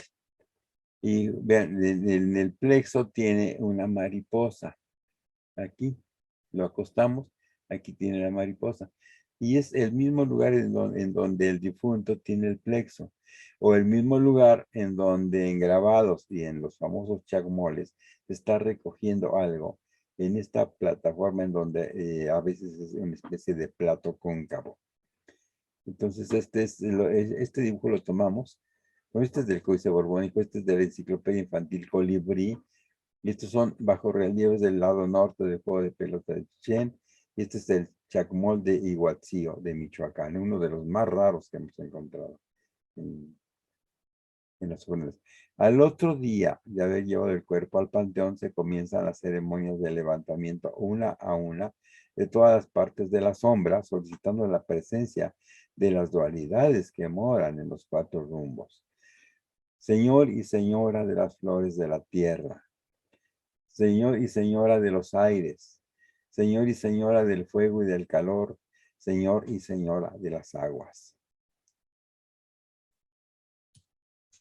Todos los días antes de comenzar a levantar la sección de tierra, cal, ceniza y flores, se realiza el saludo a las esencias que viven en las 4 direcciones del mundo. Hay un encargado de guiar los pasos de la ceremonia de levantar la sombra. Actualmente es al que le llaman el padrino de cruz, Se eligen a 9 personas para que día con día levanten una a una las partes que dejaron esencia en la tierra, en las flores y en el petate. En la antigüedad el cuerpo se colocaba sobre la tierra y el suelo recogía a todas las esencias de la persona difunta llamadas animitas. A pesar de las diferencias de lugar a lugar y estando conscientes de que ahora se colocan sobre una mesa, a esta parte se le llama tomar tierra, pues antes de llevarse el cuerpo, se le coloca por un rato en el suelo donde se dibuja una cruz de ceniza o de cal y sobre ella se coloca el difunto. El primero de los 9 días se levanta la animita de la cabeza, invitando a los presentes a que comenten algunos recuerdos que hayan vivido con el difunto y luego a que relaten si tuvieron diferencias de palabras, de malas miradas, ya fuesen de envidia, de coraje, de amistad y de buena convivencia. Si hubo algunas controversias, el encargado de la ceremonia pide disculpas al nombre de la persona fallecida y se recogen los restos hasta llegar a la tierra. Diarios se van colocando en un cesto pequeño o en una cajita tejida o de madera, la cual se coloca sobre el punto donde se calcula estuvo el pecho de la persona. Primero se levanta la cabecita, se borra, se desaparece la ceniza de la cabecita. Creemos que se comienza por la cabeza porque en ella está la animita del pensamiento y de la razón. Están los ojos, la nariz, la boca y los oídos que con la piel del rostro son en conjunto los principales perceptores de nuestro entorno. La posición de una escultura acostada boca arriba, bautizada como Chalmog, nos remite a la idea de que así se puede representar a un levantamiento de sombra ancestral sin el sincretismo evangelizador.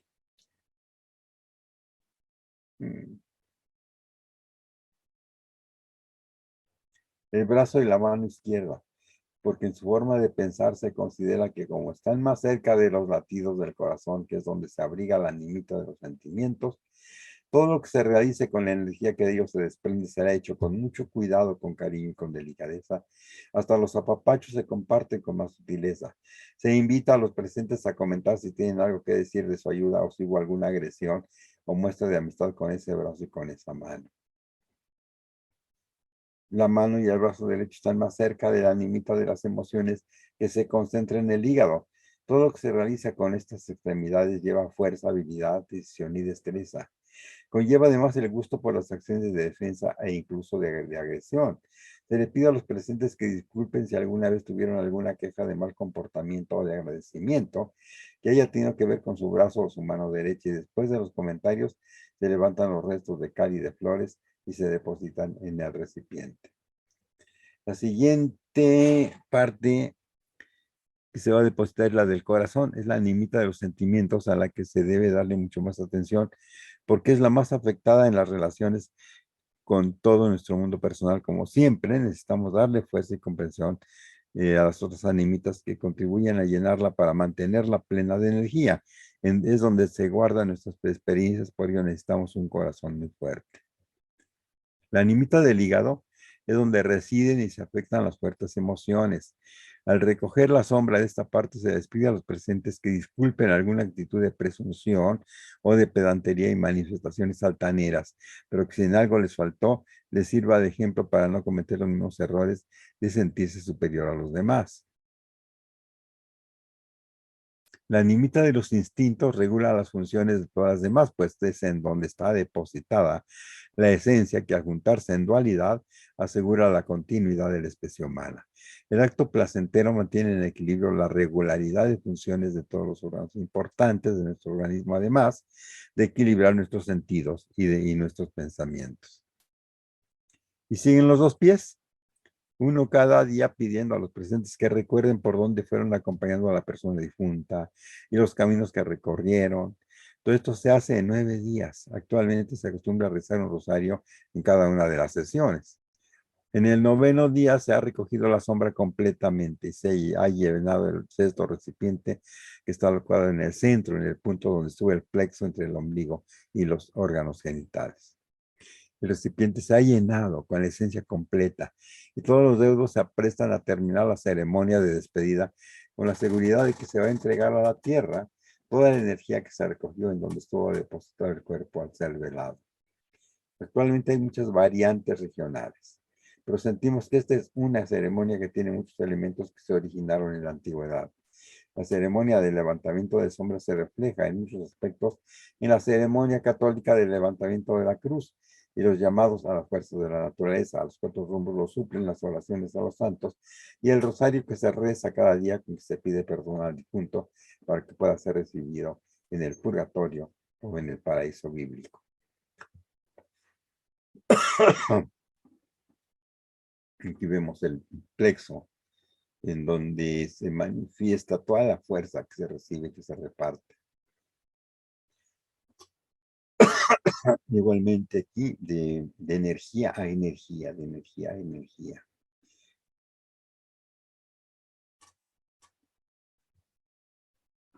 La flor del cempasúchil es uno de los elementos centrales. Mictlanzíhuatl evoca el ejercicio del desapego, del desprendimiento consciente y activo, y nos recuerda que este cuerpo y su paso por el mundo son pasajeros, pero la esencia es la que se mantiene incluso cuando llega la transformación física. Una leyenda del Xoloyan, la cual desafortunadamente ya no la hemos vuelto a escuchar, pues el relator hace años partió al Mictlán, fue la que elegimos para complementar esta parte. Es una leyenda sencilla que relata por qué se llama Cempasúchil, a la flor que cada año contemplamos en las ofrendas de nuestros muertos, aduciendo también que el Cempasúchil o Sempohualxochitl es originaria de México, creada desde hace siglos antes de la llegada de los europeos a estas tierras. Y dice así: hace muchos, pero muchísimos años, cuando abundaba la flor de la malinaria en los peñascos del Tezcaltépetl y del Maclalac, cuando todavía no llegaba a vivir a estas tierras la hermosa Malinaxóchitl de larga y reluciente cabellera, cuentan las leyendas de Malinaco que cuando alguien moría, sus familiares adornaban su tumba con ramas de pequeñas flores amarillas que tenían el don de guardar en sus corolas el calor de los rayos del sol.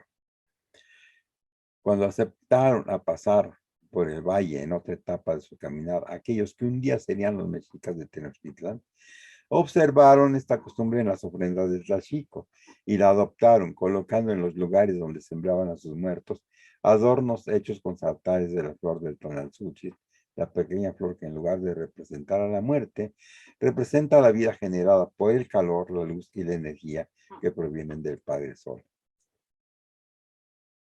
Solo que a los mexicas les pareció una flor muy sencilla, y cuando llegaron al lugar a donde se iban a establecer, más allá de la cordillera de la Xochco, en el espejo de agua en donde la luna se detenía a contemplarse, fueron transformando la flor del tonaltzúchil en una flor más llena, y fueron juntando en una sola más y más flores. Así lograron reunir en una sola flor 20 de aquellas florecillas que hallaron en los entierros malinalcas. La nueva flor, al igual que la original, resultó ser de un amarillo muy vivo. Con su color simboliza la vida, que nace de la muerte, pues la vida es solo un lapso al término del cual solo hay un paso para morir, y la muerte es también solo un paso para vivir de distinta manera. Sin la vida no existe la muerte, sin la muerte no existe la vida. Esto es lo que nos enseñaron los ancestros. Si morimos, renacemos. Es como si tan solo durmiéramos. Ya lo decían los antiguos abuelos cuando alguien moría: despierta, mira, ya aletean las grandes mariposas blancas, ya gorjean las aves de amarillas plumas, ya detiene su vuelo el huitzili. Despierta a tu nueva vida, tus familiares están contentos, hacen fiesta, ya resuena el teponazli, ya se escuchan las flautas de barro con júbilo porque cumpliste tu misión sobre la tierra. Ahora, tu esencia vuela a fundirse en una citlali o en un hermoso colibrí. Eso decían también cada año en la fiesta de los muertos pequeños llamada Micailhuitontli y en la fiesta grande de los muertos llamada Micailhuitl o Micailhuitl. Cada una de ellas duraba 20 días en la época del esplendor, cuando las ofrendas se hacían en los grandes patios ceremoniales y en el interior de cada una de las casas. Las ofrendas mexicas, como en las de ahora, se ponía el agua clara que reanima al caminante, el fuego, que es la flama que anima nuestro corazón, el copal aromático que purifica y perfuma el ambiente al mezclarse con el humo que se eleva de las brasas como los cabellos de Xochiquetzal, y el barro de los recipientes del agua y del fuego, que según los abuelos representan a la tierra, la cual es padre y madre de todo ser viviente. En cada una de las ofrendas se recordaban los gustos que las personas habían tenido en vida, colocando en ellas sus guisos preferidos, también los instrumentos que utilizaron según habían sido sus ocupaciones, además los atuendos que en vida habían vestido, sin faltar en la ofrenda los dulces que alegraron su paladar. Y nunca, nunca faltaron las grandes flores amarillas que guardan el tono del sol acumulado entre sus corolas, compuestas de las 20 pequeñas flores originales. Esta hermosa costumbre se propagó a todos los lugares a donde llegó el tolteca y el mexica, siendo para nosotros una herencia que ha perdurado hasta nuestros días y proporciona el singular colorido de fuertes tonos amarillos salpicados de rojo a las ofrendas de nuestros muertos que ya pasean entre las estrellas y se nutren de la miel y la esencia de las flores. Si todos los días morimos, todos los días despertamos.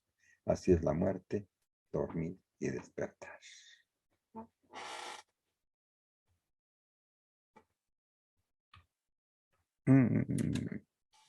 A ver, quiero poner la que sigue.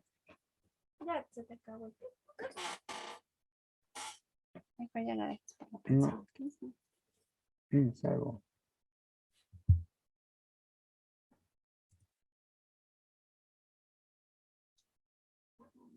Sí, faltan 20, sí, si acaso. Pero pues mejor El la tema empiezas la sacrificial. próxima, ¿no? No, porque tengo que dar este cusco también. Ajá. Ah, espérame, no, me equivoqué. No es ahí. Sí, sí. No, es acá.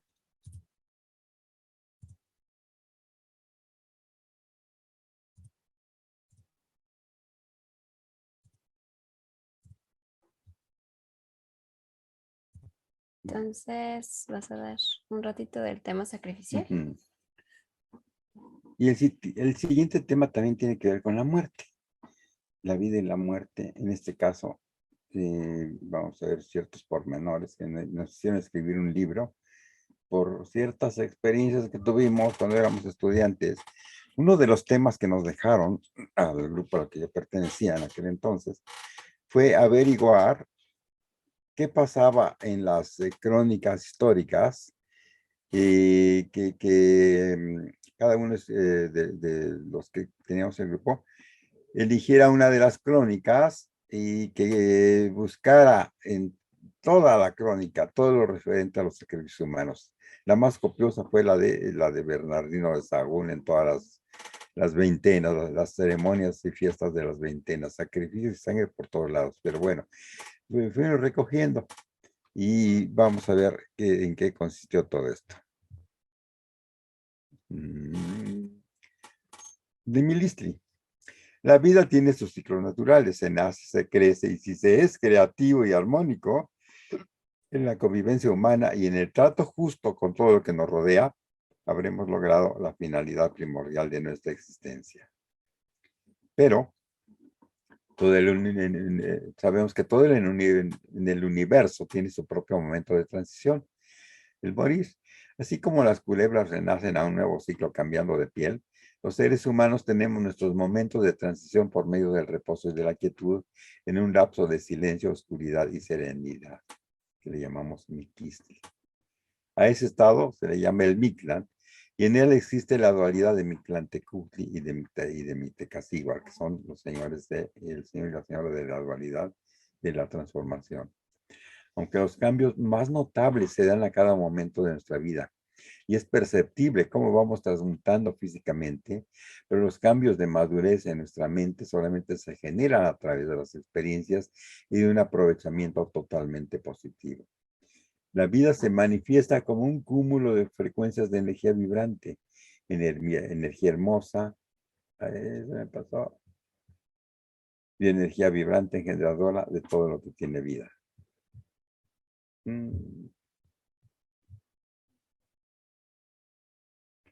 ¿Qué es el morir? El morir es florecer. El morir es renacer. Se está tardando en cambiar tantas cosas. Siempre estamos muriendo y renaciendo. ¿Por qué se le tiene temor a morir? ¿Qué es la muerte y quiénes construyeron una leyenda negra en torno al morir? La muerte, tal como la conocemos en las gráficas, fue creada por el grabador Gustave Doré, francés, que ilustró la Divina Comedia, la Biblia, si era francés, no me acuerdo, que ilustró la Divina Comedia, la Biblia y el Quijote de la Mancha, quedó como representación personificada del temor cristiano a morir. Nos fueron creando un temor a morir, nos debían que crear un temor a mal vivir. Entonces, esta es la figura que fue creada por Gustavo Doré, sin saber cuál era su destino después de ese momento.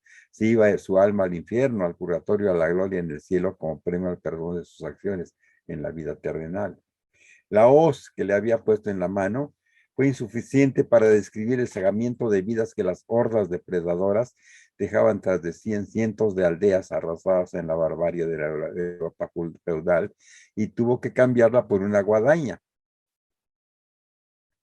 Para los antiguos moradores de esas tierras, la muerte no era un personaje cruel y despiadado, era un concepto de transición, un estado de transmutación y por lo tanto, Mickey y el morir era solamente un cambio al ser una transformación natural.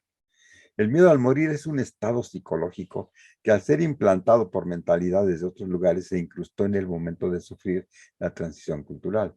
El trauma de los sacrificios humanos venía en la mente de los recién llegados en sus casas flotantes a las costas de este lado de la Gran Mar. Y traían en la mente el sacrificio. Vean ustedes este cuadro. Es el sacrificio de Isaac por Abraham en esta escena del Antiguo Testamento. Por medio de esta inmolación, su familia que bendecirá toda la tierra. Por esto Jehová manda a Abraham que sacrifique a su hijo Isaac. ¿Qué hubiera pasado si en las crónicas del siglo XVI, escritas por religiosos y soldados como Hernán Cortés y Bernal Díaz del Castillo, no se hubieran mencionado los sacrificios humanos? ¿Tendrían los arqueólogos actuales ese recurso para la interpretación de sus descubrimientos?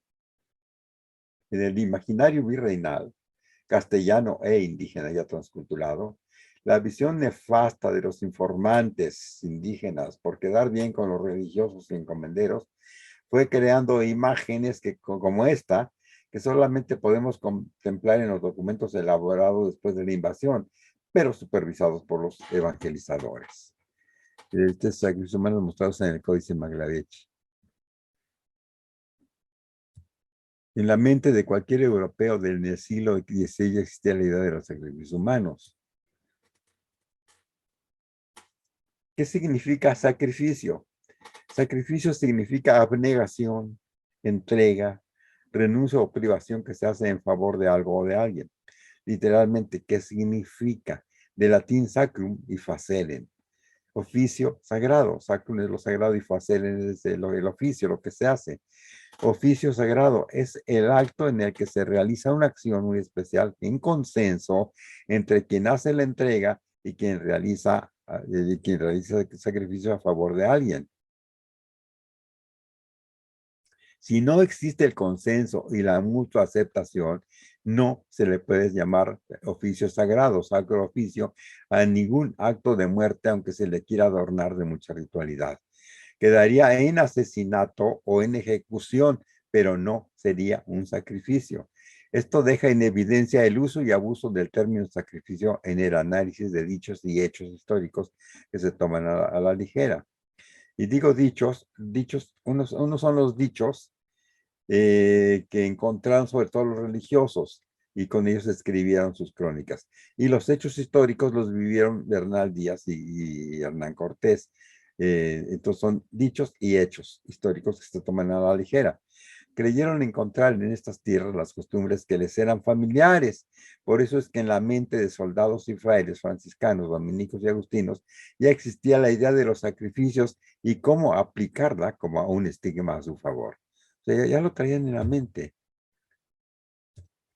El oficio sagrado es una aceptación mutua, es la entrega de lo más valioso que tengamos para el bien de los que amamos. Es un acto de abnegación inspirado por la vehemencia de un ideal o de un afecto.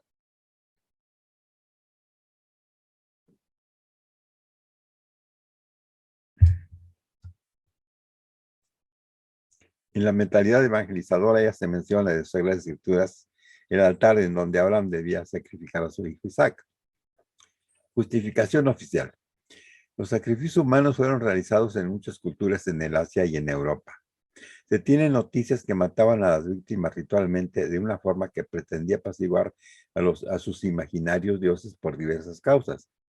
Fueron practicados en las religiones celtas de la Edad de Bronce y en rituales relacionados con la adoración de los dioses en Escandinavia.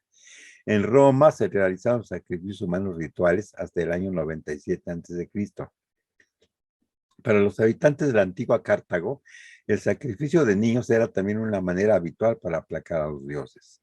Excavaciones en el palacio de Knossos muestran que también los griegos antiguos, al esplendor de la Grecia, sacrificaban. En la India espiritual y contemporánea, en el ritual llamado sati, la viuda de un difunto tiene que arrojarse a la pira funeraria y aún ocurre especialmente en las áreas rurales. Lo que no nos explicamos es cómo sobrepusieron esos traumas sobre otras culturas completamente desconocidas para ellos. Pero lo más grave es que los historiadores actuales hacen eco a lo escrito en las crónicas sin analizar crítica y metódicamente todas las informaciones referentes al caso. Veamos las opiniones de la historia oficial. Los historiadores aseguran conocer mejor lo referente al altiplano central que otras regiones.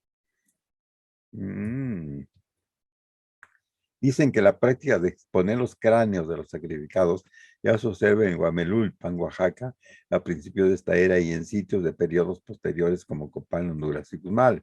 Estos son pantlis, alcanzaron grandes proporciones mayores incluso a que las de los posteriores son pantlis de la gran capital mexica llamada Tenochtitlan. Hey. El famoso Zompantli que describen Cortés y Bernal Díaz y Andrés de Tapia, solamente se habían encontrado muros de calaveras, pero de piedra y encalados. El Zompantli del Templo Mayor continúa siendo un mito más como el cuento de la Llorona en el virreinato, porque los hallazgos actuales en las excavaciones no cumplen con las descripciones que encontramos en los documentos del siglo XVI ni con los relatos de testigos visuales. Los zompantlis están formados por postes o vigas de madera en las que se empalaban a la vista pública los cráneos perforados de quienes habían sido sacrificados para honrar a los dioses.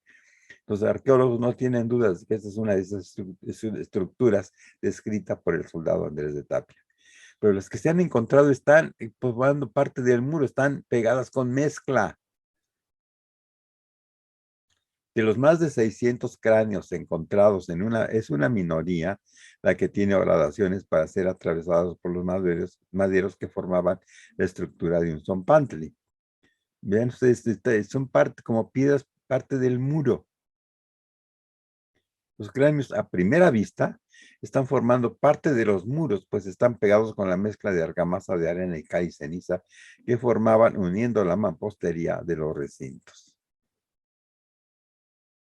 Son fotos del zompantli que se encontraron aquí en la calle de Academia o Guatemala, me parece. Y este es el zompantli de uno de los códices hispánicos. Estos muros nos recuerdan que en muchas casonas antiguas, al morir una persona apreciada, después de 7 años, su cráneo era separado del cuerpo y colocado dentro de un muro para que su fuerza y carácter sirviera de sostén a quienes en el recinto habitaban, o colocando una urna junto con otros cráneos también de personas ilustres y apreciadas para que no se olvidaran, tal como existen en algunas sacristías de parroquias, tanto de Michoacán como del Estado de México en la actualidad. Museo de Antropología e Historia de Jalapa. Jugadores sacrificados vertiendo chorros de sangre a causa de la decapitación. ¿De veras creemos que eso representan? Miren ustedes, son formas de energía, las viboritas, entretejida. Veamos sus repercusiones actualmente. Una de las características de la escultura olmeca, tanto en piedra como en barro, es la fisonomía un tanto felina de labios gruesos y rostros redondos que nos hacen asociarlos inconscientemente a rostros africanos. Hay otros tipos de piezas líticas, generalmente de material muy duro y compacto, como la jadeíta y el basalto, que aparte del rostro de jaguar, tiene un corte hundido en mitad de la cabeza, ignorándose hasta la fecha alguna interpretación coherente de lo que podría significar esa hendidura. En una de las placas del metro, del metro de Tacuba a Cuatro Caminos, no me acuerdo en qué estación, pusieron varias copias de las piezas. Y en este Olmeca decía Perdón, maestra. Es que era el Bellas corte Artes. de un hacha, que Es Bellas Artes. no, estos no están en Bellas Artes, están en la otra línea. Que era el corte de un hacha para absorber los sesos de la cabeza. En una de las placas leímos esta pueril explicación. La hendidura que tiene esta escultura en la cabeza era para extraerles el cerebro a los sacrificados en un ritual propiciatorio no muy frecuente. Después de haber leído esta placa, a cualquiera le queda en duda si quien la escribió tiene una gran ignorancia o mucha mala fe en contra del esplendor prehispánico. Hay sorbersecitos, bueno. De cualquier manera, era mucho mejor que no hubieran manifestado tan denigrante idea para un público que llega a un museo a aprender algo de su propio pasado. Enero de 1993, Exposición México, Esplendor de 30 siglos de arte, Colegio de San Ildefonso, Centro de la Ciudad de México, Sala de Arte Prehispánico. Descripción hecha por un guía en la exposición de arte mexica ante la exquisita y detallada escultura de un recipiente en forma de águila. Esto es un cauchicali o vaso de corazones. Es un recipiente en el cual han colocado los corazones de los sacrificados aún palpitantes, requisito indispensable para que fueran aceptados por el dios como una ofrenda propiciatoria. En ese momento fue interrumpido por una señora que al observar la porosidad de la escultura le preguntó, dice usted que tenían que ser corazones palpitantes, ¿no es así? Entonces forzosamente tenía que mancharse de sangre la piedra. ¿Por qué no hay huellas? Como huellas de manchas oscuras en el cuerpo del águila o en el recipiente. Zona arqueológica de Tizatlán, Tlaxcala. Ante unos basamentos en forma de prismas con pinturas al fresco muy bien conservadas, haciendo gala de erudación, un guía del lugar comenzó una explicación diciendo que eran altares de sacrificio para las doncellas, en los que 4 sacerdotes tomaban a la víctima, cada una de una extremidad, sosteniendo la boca arriba sobre el altar, y un quinto sacerdote tenía el privilegio de abrirle el pecho con un gran cuchillo de pedernal para luego sacar el corazón palpitante que era ofrecido al dios Camastli. Unas sencillas preguntas lo sacaron bruscamente de su relato. Dice usted que aquí le sacaban el corazón a las doncellas, entonces debe de haber chorreado mucha sangre en cada sacrificio. Dígame, ¿habría en la antigüedad muchos sacrificios en este lugar como el que nos ha contado? Claro, en cada festividad importante había muchos sacrificios, principalmente de doncellas. ¿Y por qué cree usted que las pinturas nunca se mancharon? Él ya puso cara de asombro, como si la luz en ese momento hubiera penetrado en su cerebro y no atinó a contestar. Yayauqui Tezcatlipoca de las pinturas de Tizatlán y Tlaxcala, comparando un fresco de Ocotelulco con un ritual registrado en el Códice Borgia. Por eso sabemos de dónde es el Códice Borgia, ven ustedes. Según las crónicas, los historiadores y arqueólogos aseguran que indiscutiblemente hubo sacrificios humanos.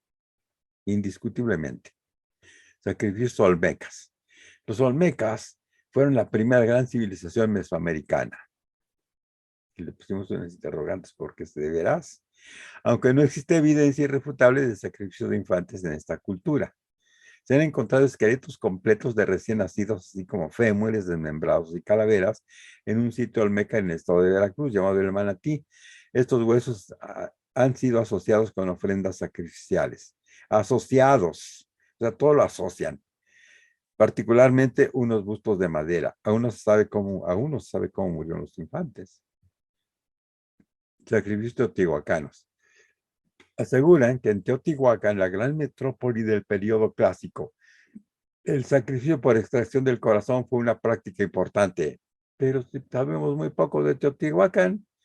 No se conoce el nombre de un solo gobernante ni qué lengua se hablaba en esa urbe, y el mismo nombre de Teotihuacán es una invención mexica muy posterior. Los huesos encontrados en las que ahora llamamos pirámides del Sol y de la Luna hacen suponer que se realizaban sacrificios a Tlaloc. Los sacrificios de las ciudadelas se pueden explicar con lógica. Es bien sabido y aceptado que ya la mayoría de la gente común al morir se le cremaba y solamente se preservaban los restos de las personas muy importantes. En la mayoría de los entierros se notan los atavíos lujosos y las ofrendas con joyas y objetos suntuarios. No existen arqueológicamente necrópolis para la gente común, a excepción de la isla de Jaina, pero se ve que eran personajes muy importantes. En Teotihuacán, en el área de la ciudadela, se desenterraron más de 200 esqueletos con restos de ropas lujosas, varones y mujeres, pero con la particularidad de haber tenido las manos amarradas hacia atrás. El hallazgo fue presentado oficialmente como un sacrificio masivo. Los cuerpos, muchos de los cuales fueron decapitados, datan de entre el año 50 y el 500 después de Cristo. O sea, son 450 años entre unos y otros. Se aseguró que las víctimas fueron sacrificadas en diferentes épocas para honrar las nuevas etapas de construcción de la pirámide de Quetzalcóatl. Pero si estaban con las manos atadas, no son sacrificios, son ejecuciones en diferentes épocas y posiblemente de rivales importantes, puesto que se conservaron sus cuerpos, honrando además la valentía o valía, o valentía quizás demostrada. Me está diciendo Quetzalita que ya es hora de que nos quedamos en los de Teotihuacán. Bueno, es que nada más me queda una clase con ustedes. Y bueno, ahorita les platico.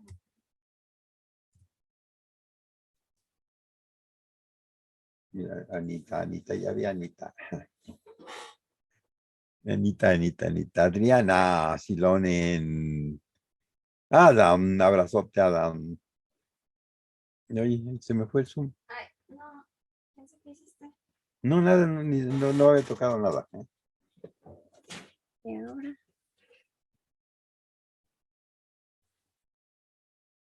ahora? Otra persona está compartiendo pantalla.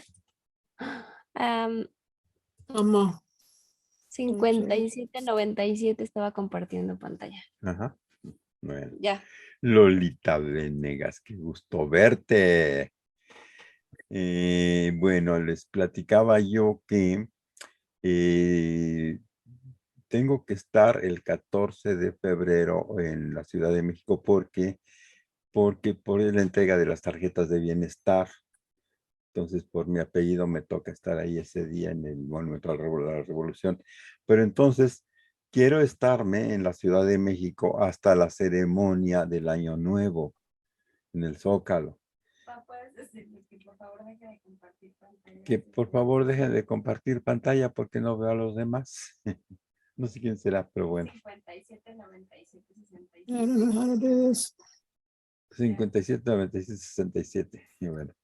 Y entonces voy a estar un mes en la Ciudad de México. Entonces quiero preparar en ese mes el nuevo bloque de 13 temas. Pero al mismo tiempo, pues estar ahí para ayudarle a David y a Isabel, echarle la mano con lo que nos está pidiendo Quetzali, que es el libro de la fundación. Entonces, por ahí nos vamos a ver todo un mes. Voy a estar en la Ciudad de México aproximadamente un mes y trabajando para lo de las clases. Pero por lo pronto me queda una clase con ustedes, la número 13. Es la de la próxima semana, terminar con lo de los sacrificios humanos y la vida de Isabel Moctezuma. Y nos brincamos hasta pasando la ceremonia del Año Nuevo en el Zócalo. Un abrazote a todos. Lupita. Muchas gracias, maestro, Ana, familia. Buen adiós, descanso, Cristas. mucha salud. Gracias. Pronto. Adiós. Wally para todos, para usted, maestro, por ella, para su familia. Alicia, muy bien. Bueno, ¿quién anda por el otro lado?